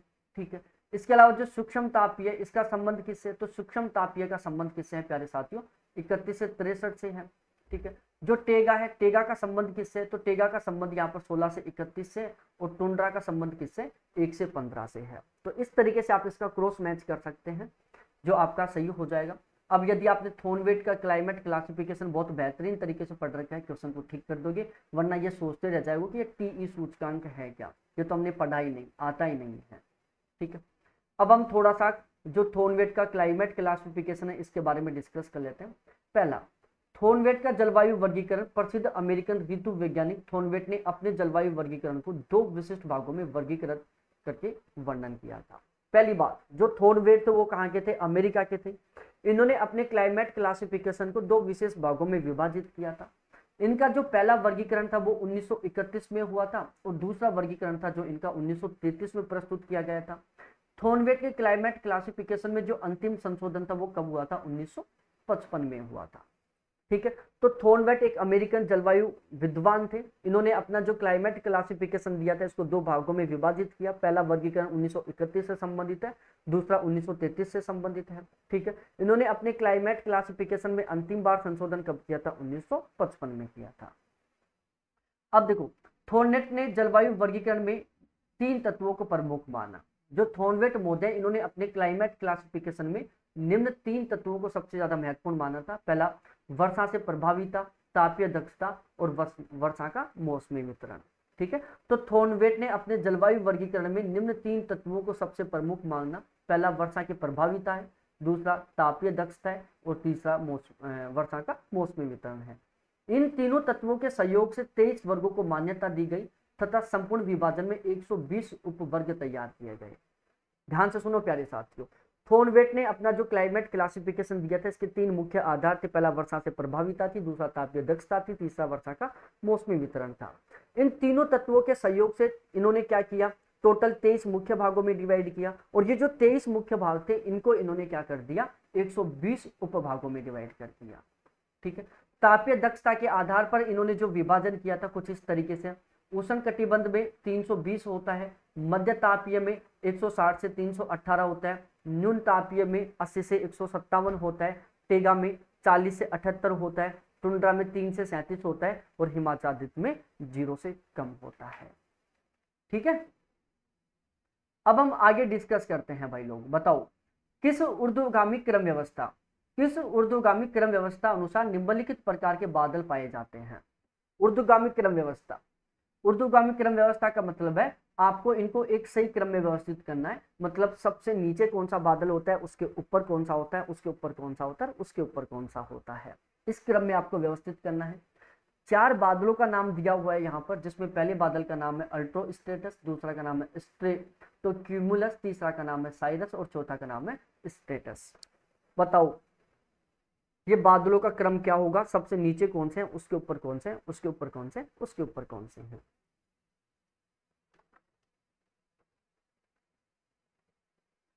बिल्कुल सिंपल सा क्वेश्चन है, बिल्कुल सरल सा क्वेश्चन है, आसानी से सोल्व करके बता सकते हो यदि आप थोड़ा सा डेडिकेशन के साथ इस क्वेश्चन को पढ़ोगे।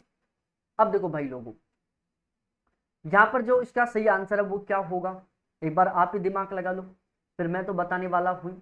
भाई सबसे नीचे जो बादल होते हैं, देखो यहां पर जो सही क्रम होगा, पहला नंबर पर स्टेटस आएगा, दूसरे नंबर पर स्ट्रेटोक्यूमुलस आएगा, तीसरे नंबर पर अल्ट्रोस्ट्रेटस आएगा, और चौथे नंबर पर यहाँ पर साइरस आएगा। ठीक है, अब मैं सभी के सभी बादलों को क्रम से बता देता हूं आपको, ताकि इस टाइप का कोई भी क्वेश्चन बने तो उसको आप ठीक कर सको। यहाँ पर हम डिस्कस करने वाले धरातल से ऊंचाई की ओर, मतलब यदि हम पृथ्वी के धरातल से ऊंचाई की ओर जाते हैं तो बादलों का क्रम क्या रहने वाला है।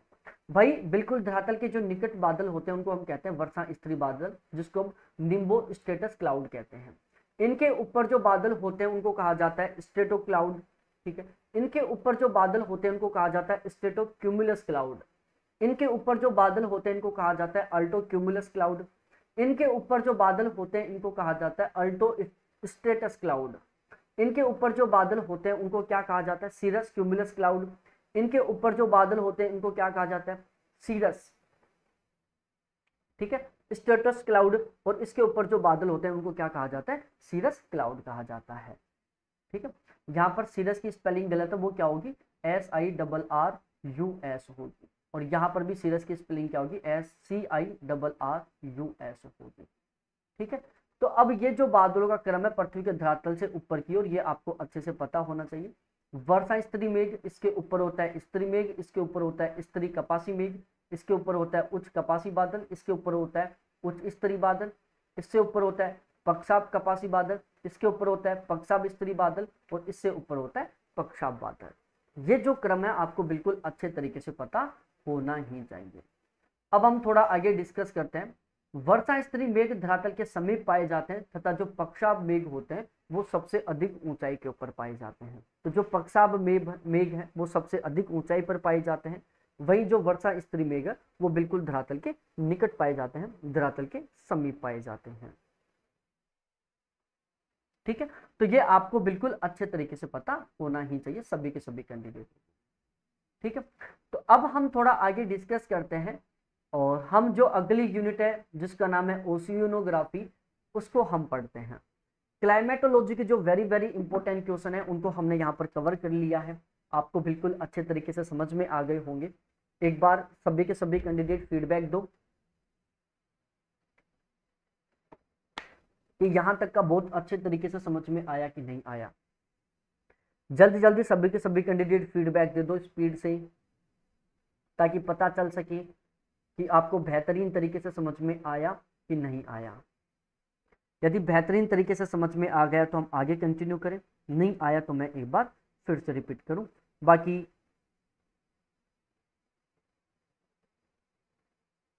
जो कैंडिडेट हमारे पेड बैच के साथ जुड़े हुए हैं और उनको यदि कुछ समझ में नहीं आ रहा तो वो डायरेक्टली हमारे व्हाट्सएप पर भी डिस्कस कर सकते हैं मैसेज करके। और बाकी अब हम जो ओशिनोग्राफी है उसके बारे में डिटेल से डिस्कस करते हैं कि ओशिनोग्राफी क्या है, किस तरीके से इसको अच्छे से पढ़ते हैं। भाई लोगों, यदि आप दिसंबर 2024 में, कब, दिसंबर 2024 में,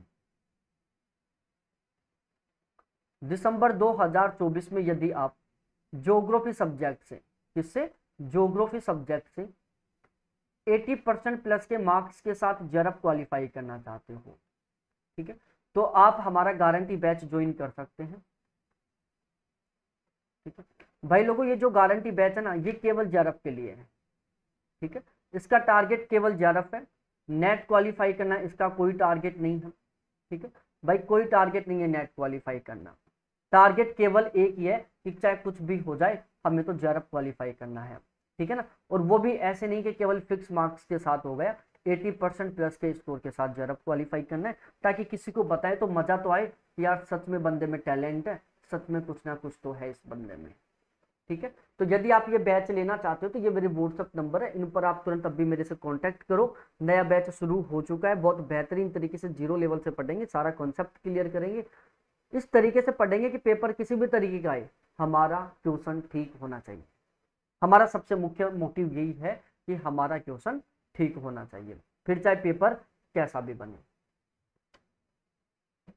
ठीक है, अब हम शुरू करते हैं। चलो तो चलो मिलान करो इस क्वेश्चन का।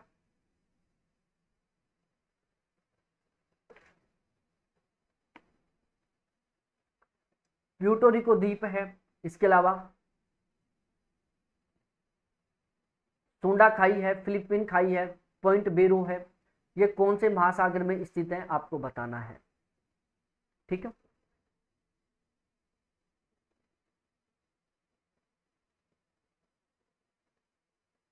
जल्दी जल्दी बताओ इसका सही आंसर क्या होगा। भाई यहां पर एक सबसे ज्यादा महत्वपूर्ण है, ये दो शब्द जो आपके बहुत सारी बार सुने हुए होंगे, बहुत सारी बार, बहुत सारी बार की बात कर रहा हूं मैं, एक दो बार की बात नहीं कर रहा। भाई फिलीपींस द्वीप समूह कहां पर है, वो प्रशांत महासागर में है, तो फिलिपीन खाई कहां पर होगी, प्रशांत महासागर में। सूंडागर्त कहां पर है, हिंद महासागर में है, तो सूंडागर्त को हिंद महासागर से मिला दो। अब बच्चा पॉइंट बेरू, अब पॉइंट बेरू प्यारे साथियों आर्कटिक महासागर से संबंधित है, और जो प्यूर्टो रिको की खाई है वो अटलांटिक महासागर से संबंधित है। तो अब देख लो, ए 2 से मिला हुआ है, ठीक है, बी 3 से मिला हुआ है, सी 1 से मिला हुआ है, और डी 4 से मिला हुआ है, मतलब ऑप्शन 3 यहाँ पर सही आंसर है। अब हम आगे क्वेश्चन की शुरुआत करते हैं और इनको अच्छे से पढ़ते हैं। प्रशांत महासागर के उच्चावचों के बारे में, जैसे एल्यूसियन है, क्यूराइल है, जापान है, नान से ही सोटा है, मिंडनाउ है, मेरियान है, वुगाइन बीले है, टोंगा है, कर्माडेक है, पेरू खाई है, चिली खाई है, एल्बेट्रोस का पठार है, हवाईयन उभार है, तस्मानिया कटक है, एल्यूसियन द्वीप है, फिजी द्वीप है, कैरोलिन बेसिन है, जेफरिन बेसिन है। ये सभी के सभी किससे संबंधित है, प्रशांत महासागर से संबंधित है। ठीक है, इसके अलावा हम थोड़ा आगे डिस्कस करें अटलांटिक महासागर के बारे में। भाई टेलीग्राफ का पठार है, डोल्फिन कटक है, रोमांस गर्त है, चैलेंजर गर्त है, वेलविस कटक है, अटलांटिक इंडियन कटक है, बाइबल थॉमसन कटक है, रेक जोनस कटक है, आइसलैंड है, स्कॉटलैंड है, प्यूर्टो रिको गर्त है, सैंडविच गर्त है। तो ये सभी के सभी किससे संबंधित है, अटलांटिक महासागर से संबंधित है। इसके अलावा प्यारे साथियों सूंडा गर्त है, जावा गर्त है, कोल्सबर्ग कटक है, अंडमान निकोबार कटक है, 90 डिग्री पूर्वी कटक है, एम्स्टर्डम एम्स्टर्डम सेंट पोल पठार है, प्रिंस एडवर्ड प्रोजेक्ट कटक है, सोकोत्रो चागोस कटक है, रोचेल कटक है, लक्षद्वीप चागोस कटक है। तो ये सभी के सभी किससे संबंधित है, हिंद महासागर से संबंधित है। मतलब हिंद महासागर, प्रशांत महासागर, अटलांटिक महासागर के जितने भी कटक हैं वो आपके एकमात्र एक क्वेश्चन से यहीं के यहीं क्लियर हो गए। ठीक है, इन सभी को याद कर लेना, इनमें जो मैन है ना उनको तो आपको अच्छे तरीके से ध्यान में रखना ही है। निम्न में से भूभाग से समुद्र के लिए कौन सा अनुक्रम सही होगा। मतलब आपको भूभाग से समुद्र की ओर जाना है, किधर से, भूभाग से समुद्र की ओर जाना है, तो इनमें कौन सा क्रम सही होगा, महाद्वीपीय ढाल, मैदान, महासागर गहराई या महाद्वीपीय सेल्फ। महाद्वीपीय सेल्फ, ढाल, मैदान, गहराई, महासागरीय गहराई, समुद्री मैदान, ढाल, महाद्वीपीय सेल्फ, समुद्री मैदान, महासागरीय गहराई, ढाल और महाद्वीपीय सेल्फ। बताओ यहाँ पर सही अनुक्रम क्या होगा यदि हम भूभाग से समुद्र के अंदर जाते हैं। भाई हमने जो महासागरीय उच्चावच पढ़ा था ना जब, तो वहां पर हमने शुरुआत यहां से की थी। किससे? मग्न तट, मग्न ढाल, गहन सागरीय मैदान। ठीक है, इसके अलावा महासागरीय गहराई जिसको हम गर्त भी कह सकते हैं। फिर वहां पर हमने बहुत सारी अलग अलग चीजें पढ़ी थी। ठीक है ना, समुद्री पर्वतों के बारे में पढ़ा था, पर समुद्री पठारों के बारे में पढ़ा था। चलो मैं एक बार यहां से क्रॉस क्वेश्चन पुटअप कर लेता हूं। जो समुद्र, जो पर्वत समुद्र जल स्तर से ऊपर उठा हुआ है और उसका जो शीर्ष वो बिल्कुल सपाट है, तो उस पर्वत को आप क्या कहोगे? बताओ कमेंट सेक्शन में कमेंट करके। भाई यहां पर सही आंसर क्या होगा? यहां पर सही आंसर होगा, सबसे पहले क्या आएगा? सेल्फ आएगा, मग्न तट आएगा। मग्न तट के बाद क्या आएगा? मग्न ढाल आएगा। मग्न ढाल के बाद क्या आएंगे? मैदान आएंगे। और मैदान के बाद क्या आएगा? महासागरीय गहराई आएगी। ठीक है, अब मैं एक बार इनके बारे में बता देता हूं। सबसे पहले हम महाद्वीपीय मग्न तट के बारे में डिस्कस करते हैं। इसका जो ढाल है वो कितना होता है? 1 डिग्री से 3 डिग्री का होता है।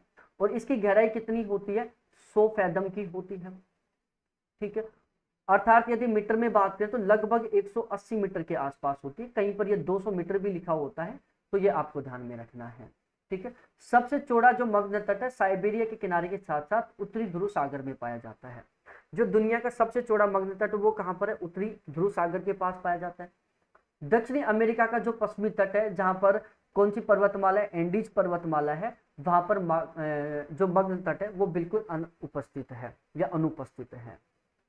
तो दुनिया का सबसे चौड़ा मग्न तट कहां पर होता है? उत्तरी ध्रुव सागर के पास होता है। और जो दक्षिणी अमेरिका का पश्चिमी तट है, जहां पर एंडीज पर्वतमाला फैली हुई है, वहां पर क्या है? मग्न तट देखने को मिलता ही नहीं है। उसके बाद हम महाद्वीपीय मग्न ढाल के बारे में डिस्कस करें। जो महाद्वीपीय मग्न ढाल, इसका ढाल कितना होता है? 2 से 5 डिग्री का होता है। इसकी गहराई कितनी होती है? 200 से 300 मीटर की होती है। इसका सबसे ज्यादा विस्तार हमें अटलांटिक महासागर में देखने को मिलता है। गहन सागरीय मैदान या महाद्वीपीय ढाल और महासागरीय तटों के बीच पाया जाता है। हिंद महासागर में हमें सबसे ज्यादा गहन सागरीय मैदान देखने को मिलते हैं, यदि हम आर्कटिक, प्रशांत और अटलांटिक और हिंद महासागर में कंपेयर करते हैं तो। उसके बाद महासागरीय गर्तों के बारे में डिस्कस करें। ये महासागरीय नितल के सबसे गहरे भाग होते हैं। जो महासागरीय गर्त होते हैं, ये महासागरों की जो तली है उसके सबसे गहरे भाग होते हैं।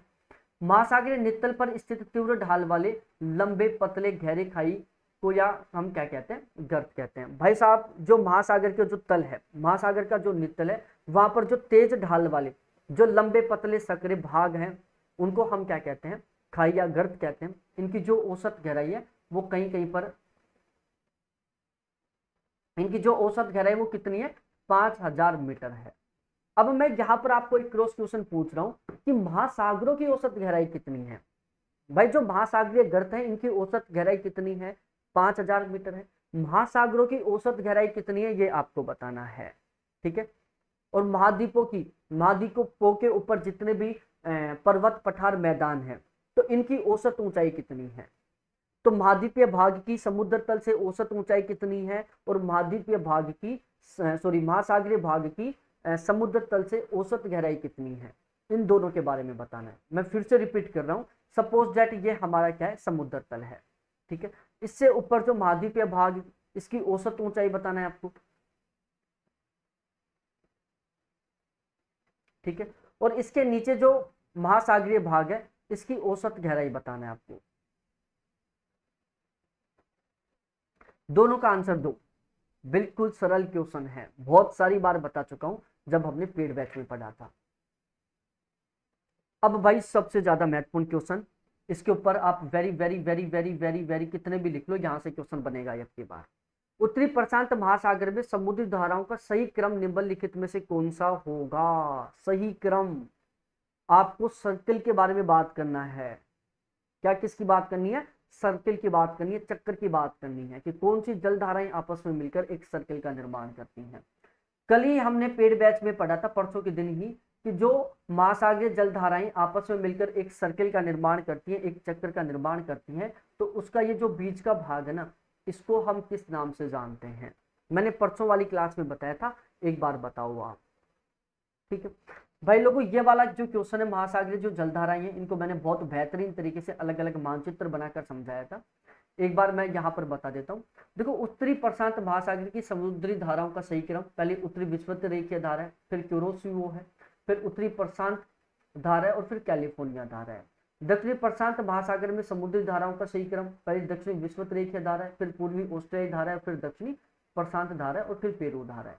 चलो आपको इस तरीके से समझ में नहीं आएगा, मैं एक इसका मानचित्र बनाकर ही समझा देता हूँ ताकि आपको बहुत अच्छे तरीके से समझ में आ जाए। ठीक है, तो यहाँ पर हमने ये विषुवत रेखा बना दी। अब देखो प्यारे साथियों, सबसे पहले हम प्रशांत महासागर की बात करते हैं। ठीक है, ये कौन सी है? उत्तरी विषुवत रेखीय धारा है।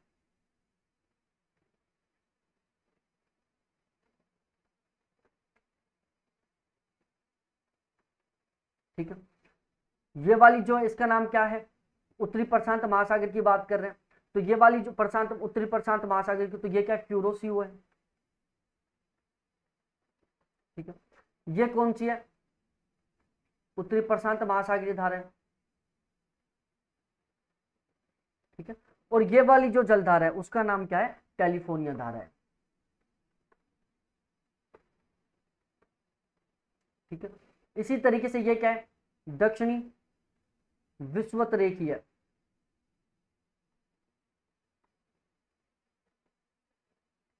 ठीक है, इसका नाम क्या है?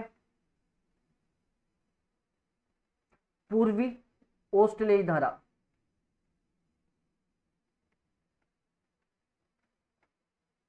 ठीक है, फिर इसका नाम क्या है?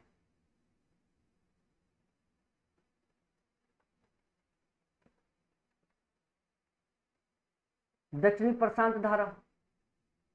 ठीक है, और इसका नाम क्या है प्यारे साथियों? तो इसका नाम है पेरू धारा, जिसको हम क्या कहते हैं? हमबोल्ट धारा भी कहते हैं। ठीक है, तो ये तो क्रम हो गया नॉर्थ पैसिफिक ओशियन का, और ये हो गया साउथ पैसिफिक ओशियन का, मतलब उत्तरी प्रशांत महासागर और दक्षिणी प्रशांत महासागर। तो ये क्रम आपको ध्यान होना चाहिए। एक मिनट,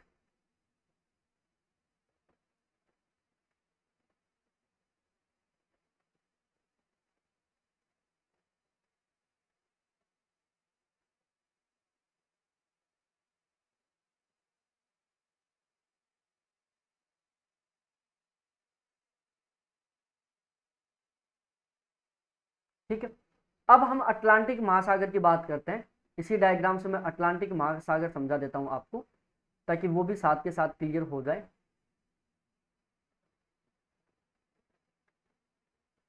ठीक है, अटलांटिक महासागर देख लेते हैं। भाई अटलांटिक महासागर में बहुत बड़ा बदलाव नहीं होगा, केवल जलधाराओं का नाम बदला जाएगा, इसके अलावा कुछ नहीं बदलने वाला।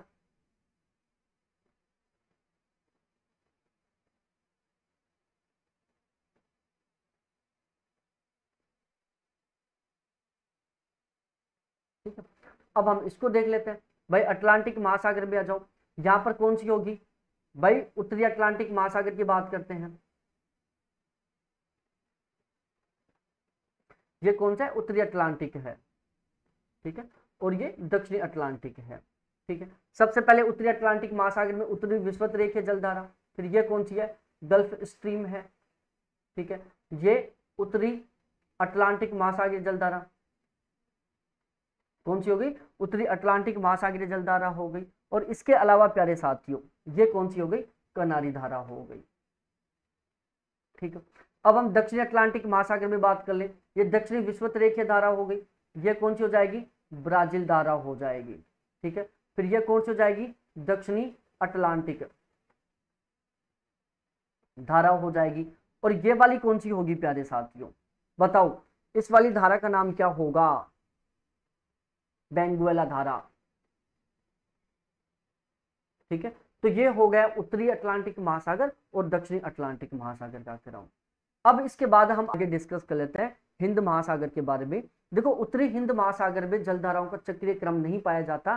क्यों नहीं पाया जाता? क्योंकि जो उत्तरी हिंद महासागर है उसमें स्थल भाग की अधिकता है, जलीय भाग बिल्कुल नाम मात्र है। ठीक है, इसलिए हिंद महासागर को हम अर्ध महासागर भी कहते हैं। तो हिंद महासागर का जो दक्षिणी भाग है उसमें हमें चक्रीय व्यवस्था देखने को मिलती है। तो ये जलधारा कौन सी हो गई? दक्षिणी विषुवत रेखीय। ये कौन सी हो गई? दक्षिणी विषुवत रेखीय धारा हो गई। उसके बाद ये जलधारा कौन सी हो गई? अगुलहास हो गई। कौन सी हो गई, अगुलास धारा हो गई। फिर ये वाली जल धारा कौन सी हो गई, पश्चिमी पवन प्रवाह हो गया। ठीक है, इसको हम कह सकते हैं दक्षिणी हिंद महासागरीय धारा। ठीक है, और ये वाला जो क्रम है ये कौन सी हो गई प्यारे साथियों, पश्चिमी ऑस्ट्रेलियाई धारा।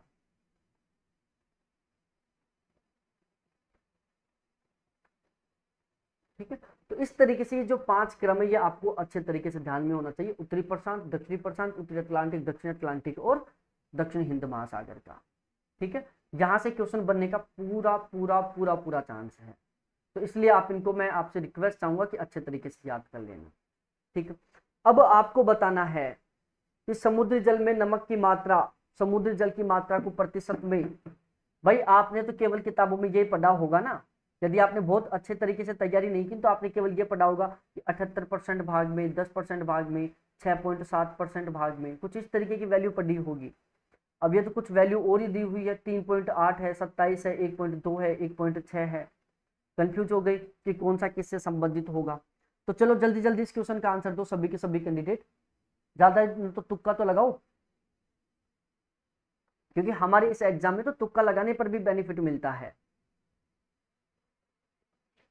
लगाओ तुक्का अच्छे से, खींच कर लगाओ। भाई सबसे ज्यादा मात्रा सोडियम क्लोराइड NaCl की पाई जाती है, उससे जो कम मात्रा है वो किसकी पाई जाती है प्यारे साथियों, मैग्नीशियम क्लोराइड की पाई जाती है। उससे कम मात्रा किसकी पाई जाती है प्यारे साथियों, तो उससे कम मात्रा है जो मैग्नीशियम की पाई जाती है, और जो सबसे कम मात्रा है वो किसकी पाई जाती है, कैल्शियम सल्फेट की पाई जाती है। ये मैग्नीशियम सल्फेट, यहाँ पर सल्फेट भी लिखो। ठीक है, तो ये आपको क्रम अच्छे तरीके से पता होना चाहिए कि सोडियम क्लोराइड, इसके बाद में कौन सा होगा, मैग्नीशियम क्लोराइड, इसके बाद कौन सा होगा, मैग्नीशियम सल्फेट होगा।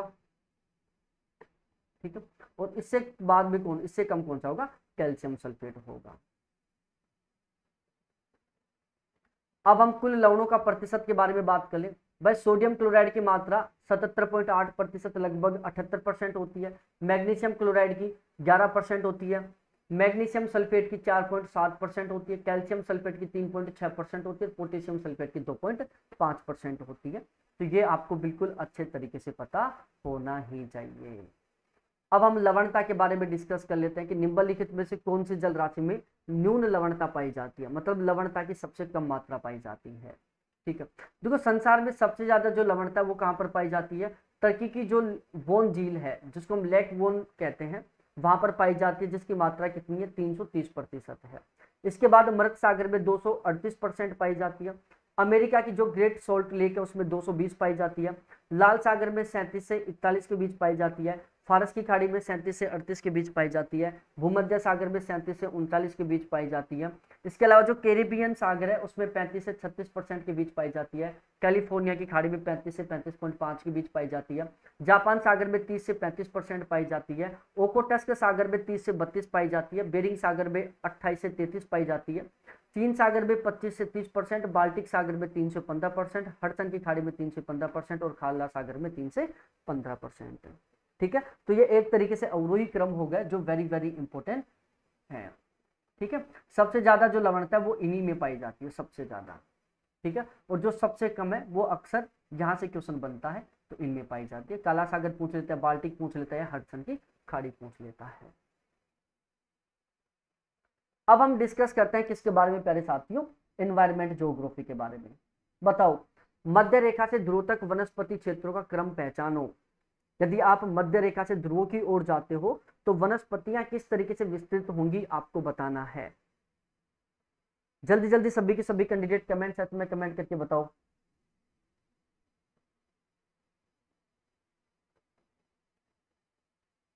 भाई विषुवत रेखा के निकटवर्ती क्षेत्र में सैल्वा पाया जाता है, सैल्वा के बाद सवाना पाया जाता है, फिर टेगा पाया जाता है, फिर टुंड्रा पाया जाता है।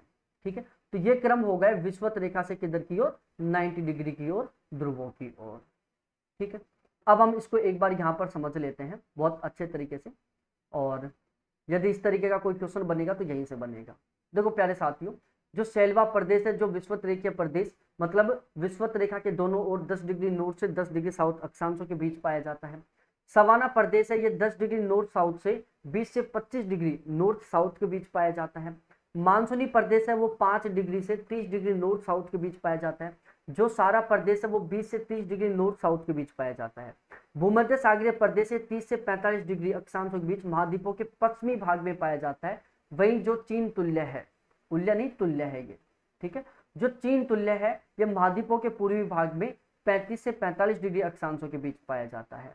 जो पश्चिमी यूरोपीय तुल्य प्रदेश है ये 45 से 60 डिग्री अक्षांशों के बीच दोनों गोलार्धों में देखने को मिलता है।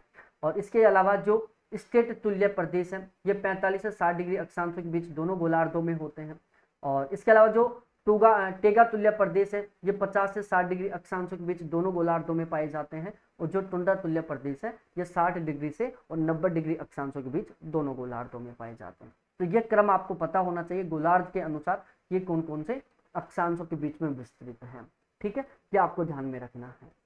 प्यारे साथियों, जो टेगा तुल्य प्रदेश है ये केवल हमें उत्तरी गोलार्ध में ही देखने को मिलता है, ये दक्षिणी गोलार्ध में नहीं रहता,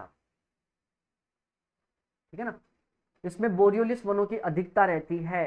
मैं बहुत डिटेल से पढ़ा चुका हूँ इसके बारे में, बहुत डिटेल से, कि बोरियोलिस वन कौन कौन से होते हैं, कहाँ कहाँ पर विस्तृत होती हैं, क्या क्या विशेषता होती है, कौन सी मिट्टी में पाए जाते हैं, ये सारा सब कुछ हम बहुत डिटेल से पढ़ चुके हैं इनको।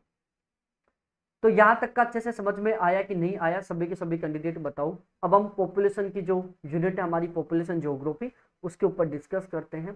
तो एक बार जल्दी जल्दी सभी के सभी कैंडिडेट फीडबैक दो कि यहाँ तक का बहुत बेहतरीन तरीके से समझ में आया कि नहीं आया।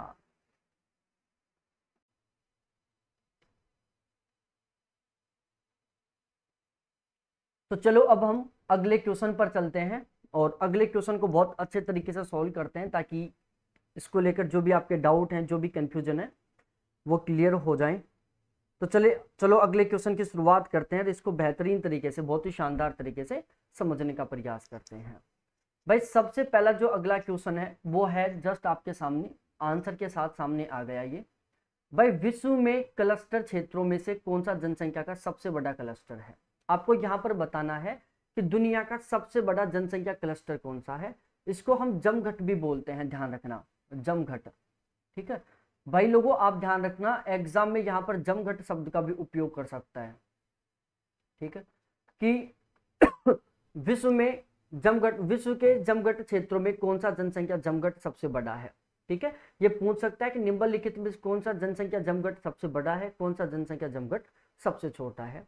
क्लस्टर बोल दे चाहे जमघट बोल दे, बात एक ही है, दोनों बिल्कुल इक्वल है, दोनों बिल्कुल एक समान है। अब यहाँ पर पूछ रहा है कि दुनिया का सबसे बड़ा जनसंख्या जमघट कौन सा है या क्लस्टर कौन सा है। तो यहाँ पर इस आंसर के अकॉर्डिंग यहाँ पर सबसे पहली कंडीशन में पूर्वी एशिया है, उसके बाद में दक्षिणी एशिया है, फिर यूरोप है और फिर मध्य अफ्रीका है, ठीक है। यहाँ पर पूर्वी एशिया है, दक्षिणी एशिया, यूरोप और उत्तरी अफ्रीका है। पूर्वी एशिया है, दक्षिणी एशिया, यूरोप और उत्तरी अमेरिका है। पूर्वी एशिया, उत्तरी अमेरिका, दक्षिणी एशिया और अफ्रीका है। अब देखो एग्जाम को कितना, क्वेश्चन को कितना ज्यादा घुमाया फिराया है, केवल ऑप्शन के बेस पर आप देख सकते हो, ये तीनों सेम, ये तीनों सेम, ये तीनों सेम।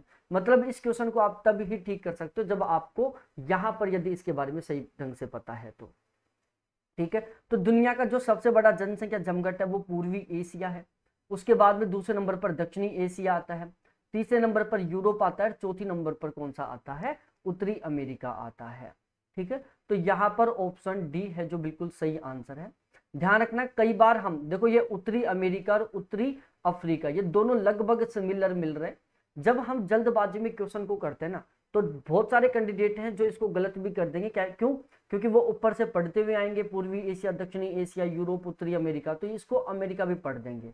तो आप थोड़ा सा ध्यान लगा कर क्वेश्चन को पढ़ना, ज्यादा से ज्यादा 1 सेकंड का टाइम एक्स्ट्रा लगेगा। आप बहुत स्पीड से पढ़ोगे 2 सेकंड कम लगेंगी, आप थोड़ा तरीके से पढ़ोगे 2 सेकंड ज्यादा लग जाएंगे, बहुत बड़ा अंतर नहीं आने वाला। इसलिए प्रत्येक क्वेश्चन को बहुत सावधानी के साथ पढ़ो ताकि सिली मिस्टेक ना हो, ठीक है। अब हम यहाँ पर अच्छे तरीके से डिस्कस करते हैं। विश्व में 90% जनसंख्या उत्तरी गोलार्ध में निवास करती है। भाई पूरी दुनिया की जो 90% जनसंख्या है वो उत्तरी गोलार्ध में निवास करती है, और बाकी की जो 10% जनसंख्या वो कहाँ पर निवास करती है, दक्षिणी गोलार्ध में निवास करती है। जब हमने पॉपुलेशन ज्योग्राफी पढ़ा था तो वहां पर मैंने आपको पूरा ग्लोब का एक मानचित्र बनाकर और बहुत अच्छे तरीके से समझाया था कि उत्तरी गोलार्ध में जो 90% जनसंख्या वो किस तरीके से विस्तृत है, दक्षिणी गोलार्ध में जो 10% जनसंख्या है वो किस तरीके से विस्तृत है। ये मैंने बहुत अच्छे तरीके से डायग्राम बनाकर समझाया था आपको, तो यदि आप पेड बैच में होंगे तो ये सारा सब कुछ आपको बहुत अच्छे तरीके से उस टाइम ही समझ में आ गया होगा। जिसका अधिकांश भाग है जो मुख्यतः ये जो 3 जन समूह हैं या जो 3 जनगट हैं जिनका नाम है एशियाई, यूरोप और अमेरिकी, इनमें निवास करता है। ठीक है, तो विश्व की 90% जनसंख्या जो उत्तरी गोलार्ध में निवास करती है, जिसका अधिकांश भाग है जो एशिया, यूरोप, अमेरिका में निवास करता है, जिनको हम जन समूह भी कहते हैं और जमघट भी कहते हैं। तो यहां तक का बिल्कुल अच्छे से आपका क्लियर हो गया होगा। अब हम पूर्वी एशिया के बारे में डिस्कस करते हैं। ठीक है, पूर्वी एशिया विश्व का सबसे विशाल जन समूह के अंतर्गत 27% जनसंख्या निवास करती है। भाई जो पूर्वी एशिया है ये पूरी दुनिया का सबसे विशाल जन समूह है या पूरी दुनिया का सबसे बड़ा जमघट है। जो पूर्वी एशिया है इसमें दुनिया की 27% जनसंख्या निवास करती है। कितनी? 27% जनसंख्या निवास करती है। अब ध्यान रखना, ये जो एक्सप्लेनेशन था ये पहले का किया हुआ है। जनसंख्या की दृष्टि से अब जो भारत है उसने चाइना को पीछे छोड़ दिया। भारत पहली पोजीशन पर आ गया है और चाइना दूसरे पोजीशन पर आ गया है। ठीक है, तो ये आपको अच्छे तरीके से पता होना ही चाहिए। अब हम दक्षिणी एशिया के बारे में डिस्कस करते हैं। यहाँ पर ये जो बांग्लादेश और पाकिस्तान है ये यहाँ पर नहीं आएंगे, ये यहाँ पर आएंगे। ठीक है,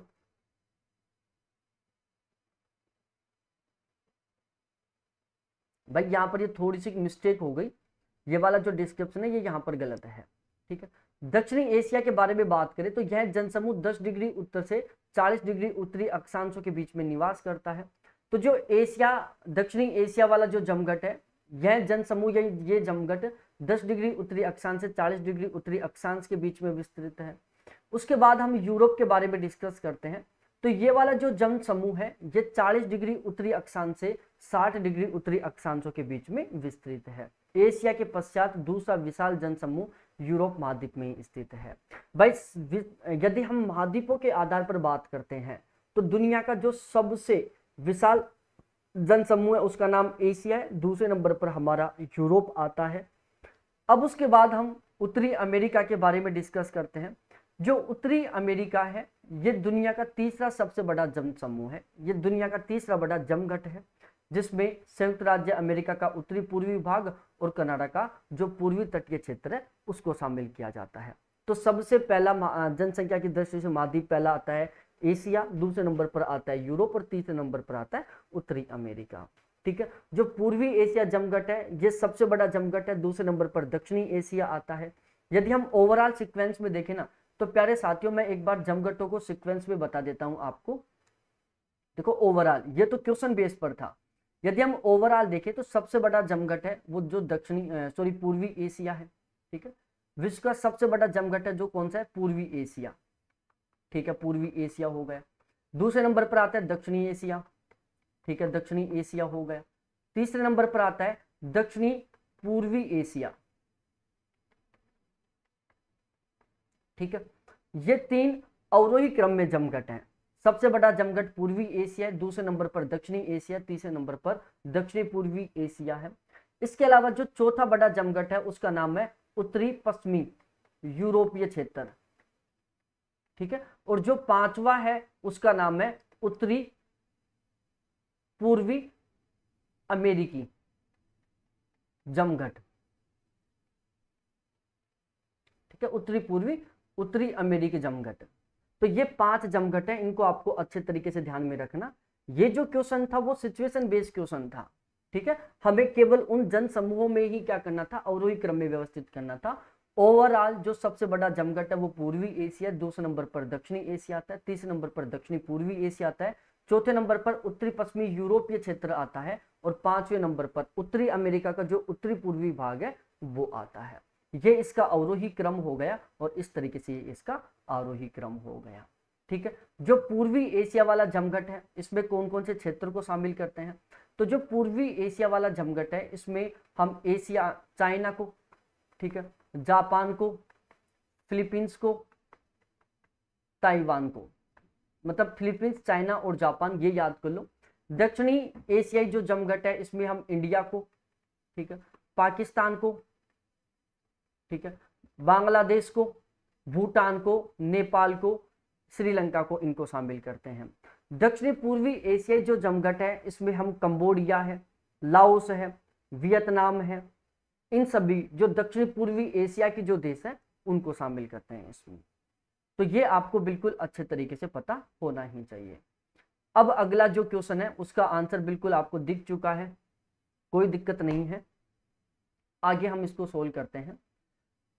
निम्नलिखित में से कौन सा अधिवास का यादृच्छिक वितरण इंगित करता है? निम्नलिखित में से कौन सा अधिवास का यादृच्छिक वितरण इंगित करता है?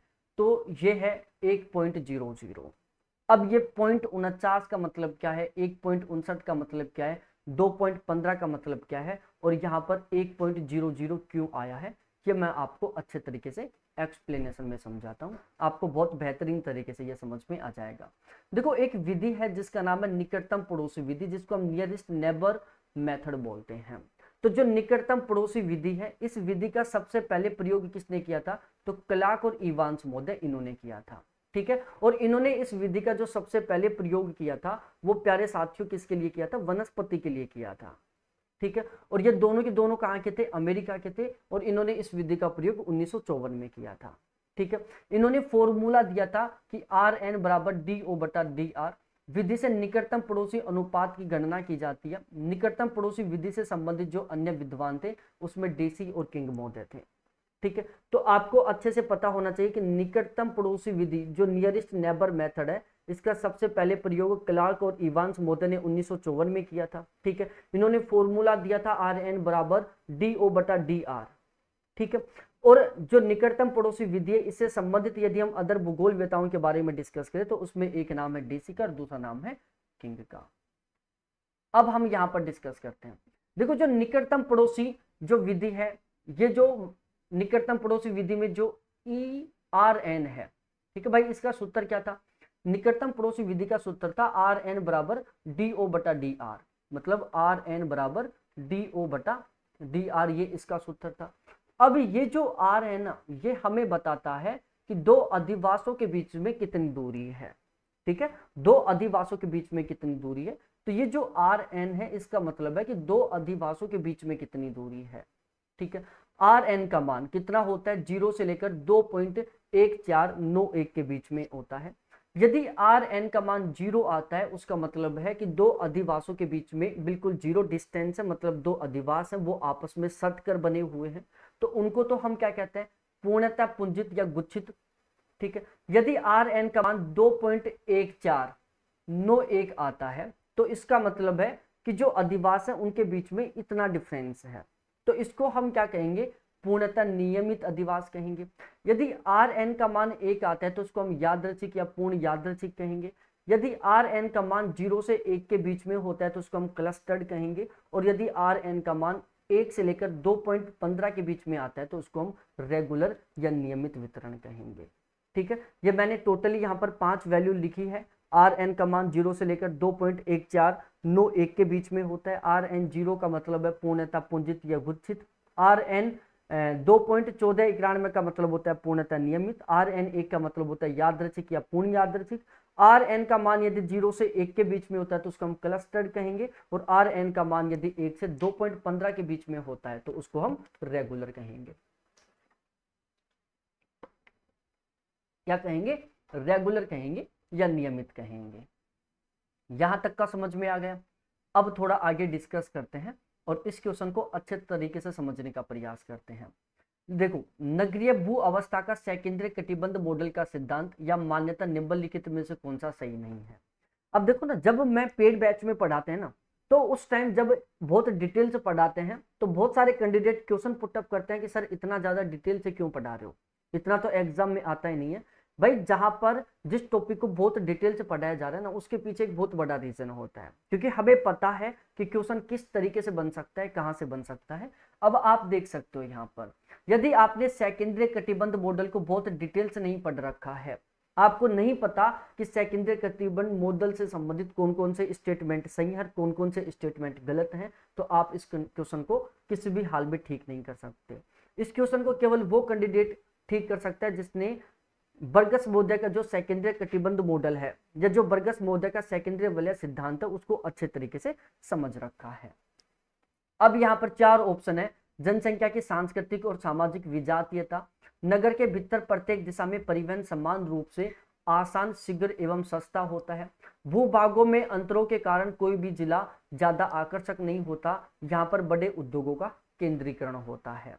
तो जल्दी जल्दी इस क्वेश्चन का आंसर दो सभी के सभी कैंडिडेट कि यहाँ पर इसका सही आंसर क्या हो सकता है। सभी के सभी कैंडिडेटों को बिल्कुल जल्दी आंसर देना है। जल्दी जल्दी बताओ कि इस क्वेश्चन का आंसर क्या हो सकता है। भाई बहुत आसान सा क्वेश्चन है ये, और मैं चाह रहा हूं कि इसका आंसर आप खुद दो। भाई ज्यादा से ज्यादा क्या होगा, गलत आंसर आएगा। इससे ज्यादा तो कुछ हो ही नहीं सकता ना कि ज्यादा से ज्यादा गलत आंसर आ जाएगा, इससे ज्यादा कुछ नहीं हो सकता। तो एक बार जल्दी जल्दी फीडबैक दो जो भी है जिस तरीके से है।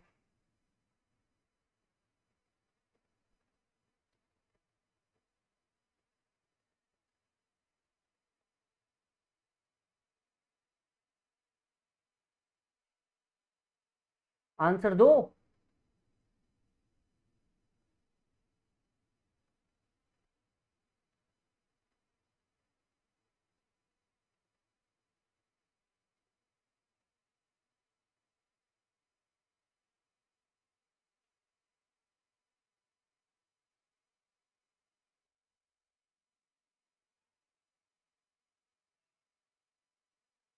अब देखो क्वेश्चन क्या पूछ रहा है, नगरीय भू अवस्था का सेकेंद्रीय कटिबंध मॉडल का सिद्धांत या मान्यता निम्नलिखित में से कौन सा नहीं है। मतलब यहाँ पर ये जो 4 स्टेटमेंट है ना, इनमें से एक ऐसा स्टेटमेंट है जिसका संबंध सेकेंद्रीय कटिबंध मॉडल से नहीं है, और 3 ऐसे स्टेटमेंट है जिनका संबंध किससे, सेकेंद्रीय कटिबंध मॉडल से है। आपको केवल उस स्टेटमेंट की पहचान करनी है।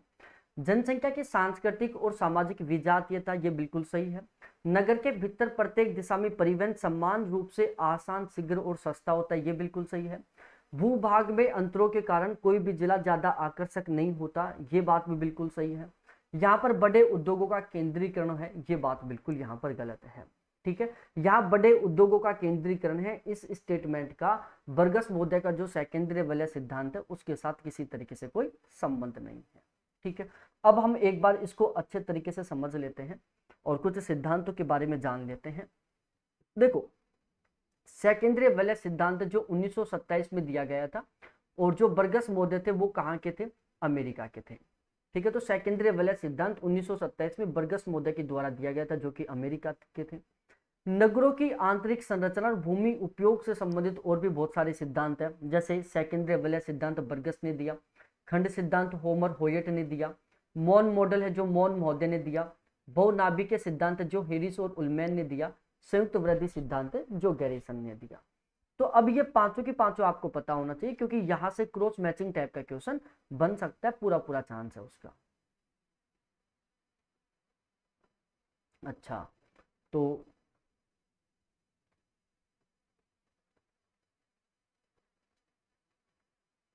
ठीक है, अब इस क्वेश्चन का आंसर दो सभी के सभी कैंडिडेट।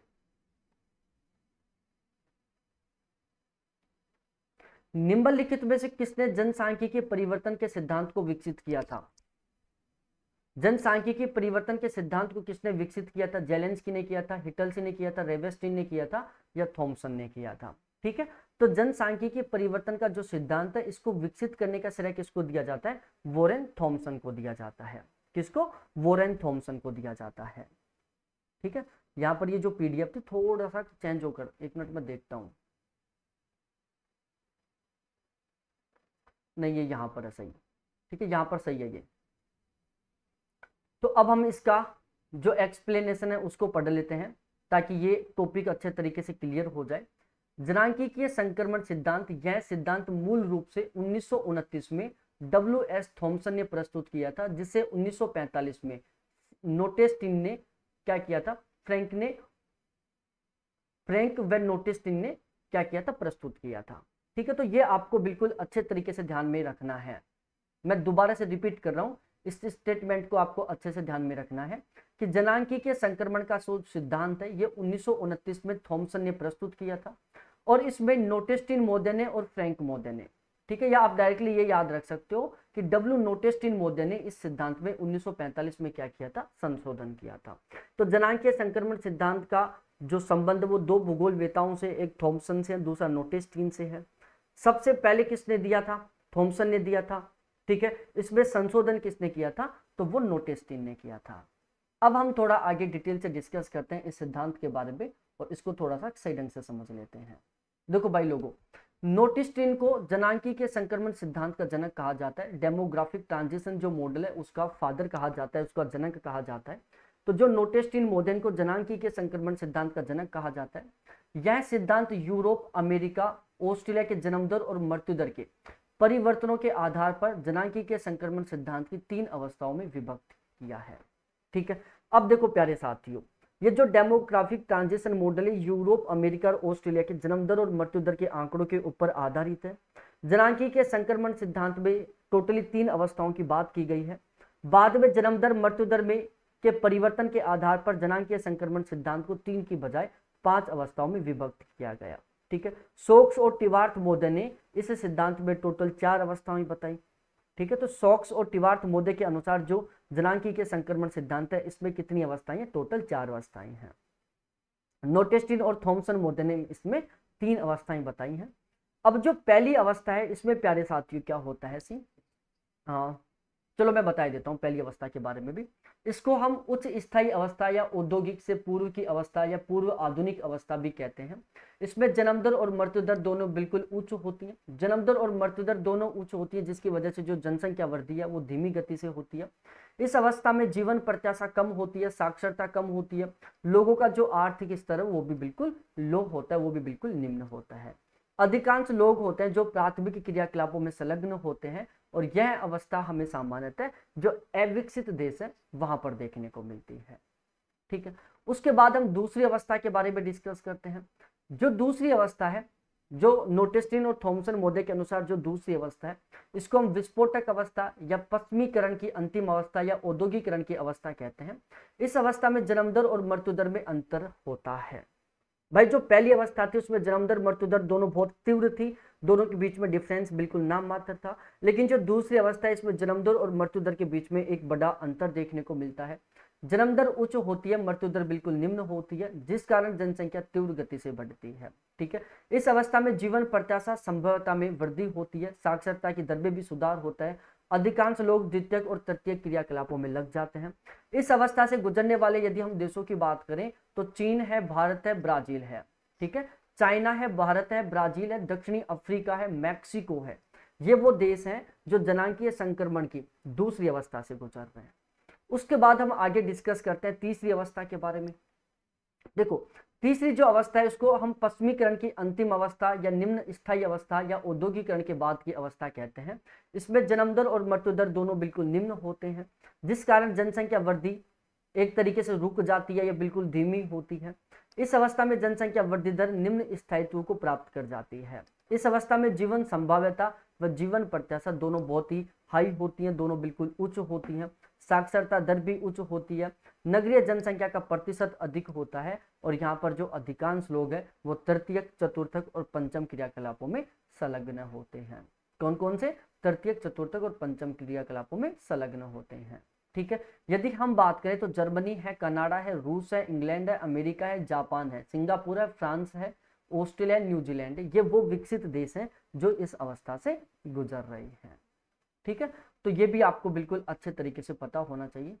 अब हम एक सबसे महत्वपूर्ण सिद्धांत है जहां से ऑलमोस्ट क्वेश्चन बनता रहता है, क्रिस्टोलर के केंद्रीय स्थान में प्रशासनिक नियम क्या संकेत करता है? ठीक है, प्रशासनिक नियम क्या संकेत करता है? तो प्यारे साथियों, जो प्रशासनिक नियम है वो K7 के बारे में संकेत करता है। किसके बारे में? K7 के बारे में। देखो एक बार हम यहाँ पर समझ लेते हैं। क्रिस्टोलर एक जर्मन के अर्थशास्त्री थे। एक सेवा केंद्र जितनी व्यक्तियों की सेवा करता है उन व्यक्तियों की संपूर्ण संख्या ही उस सेवा केंद्र या K का वैल्यू होता है। ठीक है भाई लोगों, जो क्रिस्टल मोदे थे वो कहाँ के थे? जर्मन के थे। इन्होंने बताया कि एक सेवा केंद्र जितने व्यक्तियों की सेवा करता है उन व्यक्तियों की संपूर्ण संख्या उस सेवा केंद्र का K वैल्यू होता है। क्या होता है? उस केंद्र का K वैल्यू होता है। अब यदि के का मान 3 होता है तो वो बाजार नियम के बारे में बताता है, के का वैल्यू 4 होता है तो वो यातायात नियम के बारे में बताता है, और यदि के का वैल्यू 7 है तो वो प्रशासनिक नियम के बारे में बताता है। क्रिस्टोलर का केंद्र स्थल सिद्धांत दक्षिणी जर्मनी के अधिवासियों के अध्ययन के ऊपर आधारित है। ये भी आपको बिल्कुल अच्छे तरीके से ध्यान में रखना है। ठीक है, तो इस तरीके से टोटली कुल मिलाकर आज हमने ये 55 क्वेश्चनों को सोल्व किया है, जो वेरी वेरी इंपॉर्टेंट क्वेश्चन है। हमने ऑलमोस्ट आधी जो ज्योग्राफी है उसका बहुत अच्छे तरीके से रिवीजन कर लिया, बहुत बेहतरीन तरीके से उसको कंप्लीट कर लिया है। यदि आप लोग सही फीडबैक देते हो, आप लोग चाहते हो कि मैं इसकी अगली सीरीज भी लेके आऊं, तो प्लीज आप कमेंट सेक्शन में कमेंट करके जरूर बताना। हम जल्द ही इसकी जो अगली वाली सीरीज है वो लेकर आएंगे, तो जल्दी जल्दी फीडबैक देना। यदि आपको इसकी अगली सीरीज चाहिए तो कमेंट सेक्शन में कमेंट करके बता देना, जस्ट अगले दिन से मैं इसकी अगली सीरीज आपको प्रोवाइड करवा दूंगा। अभी तक चैनल को सब्सक्राइब नहीं किया तो प्लीज चैनल को जरूर सब्सक्राइब करें, वीडियो को लाइक करो, अपने सभी दोस्तों के साथ जरूर शेयर करें।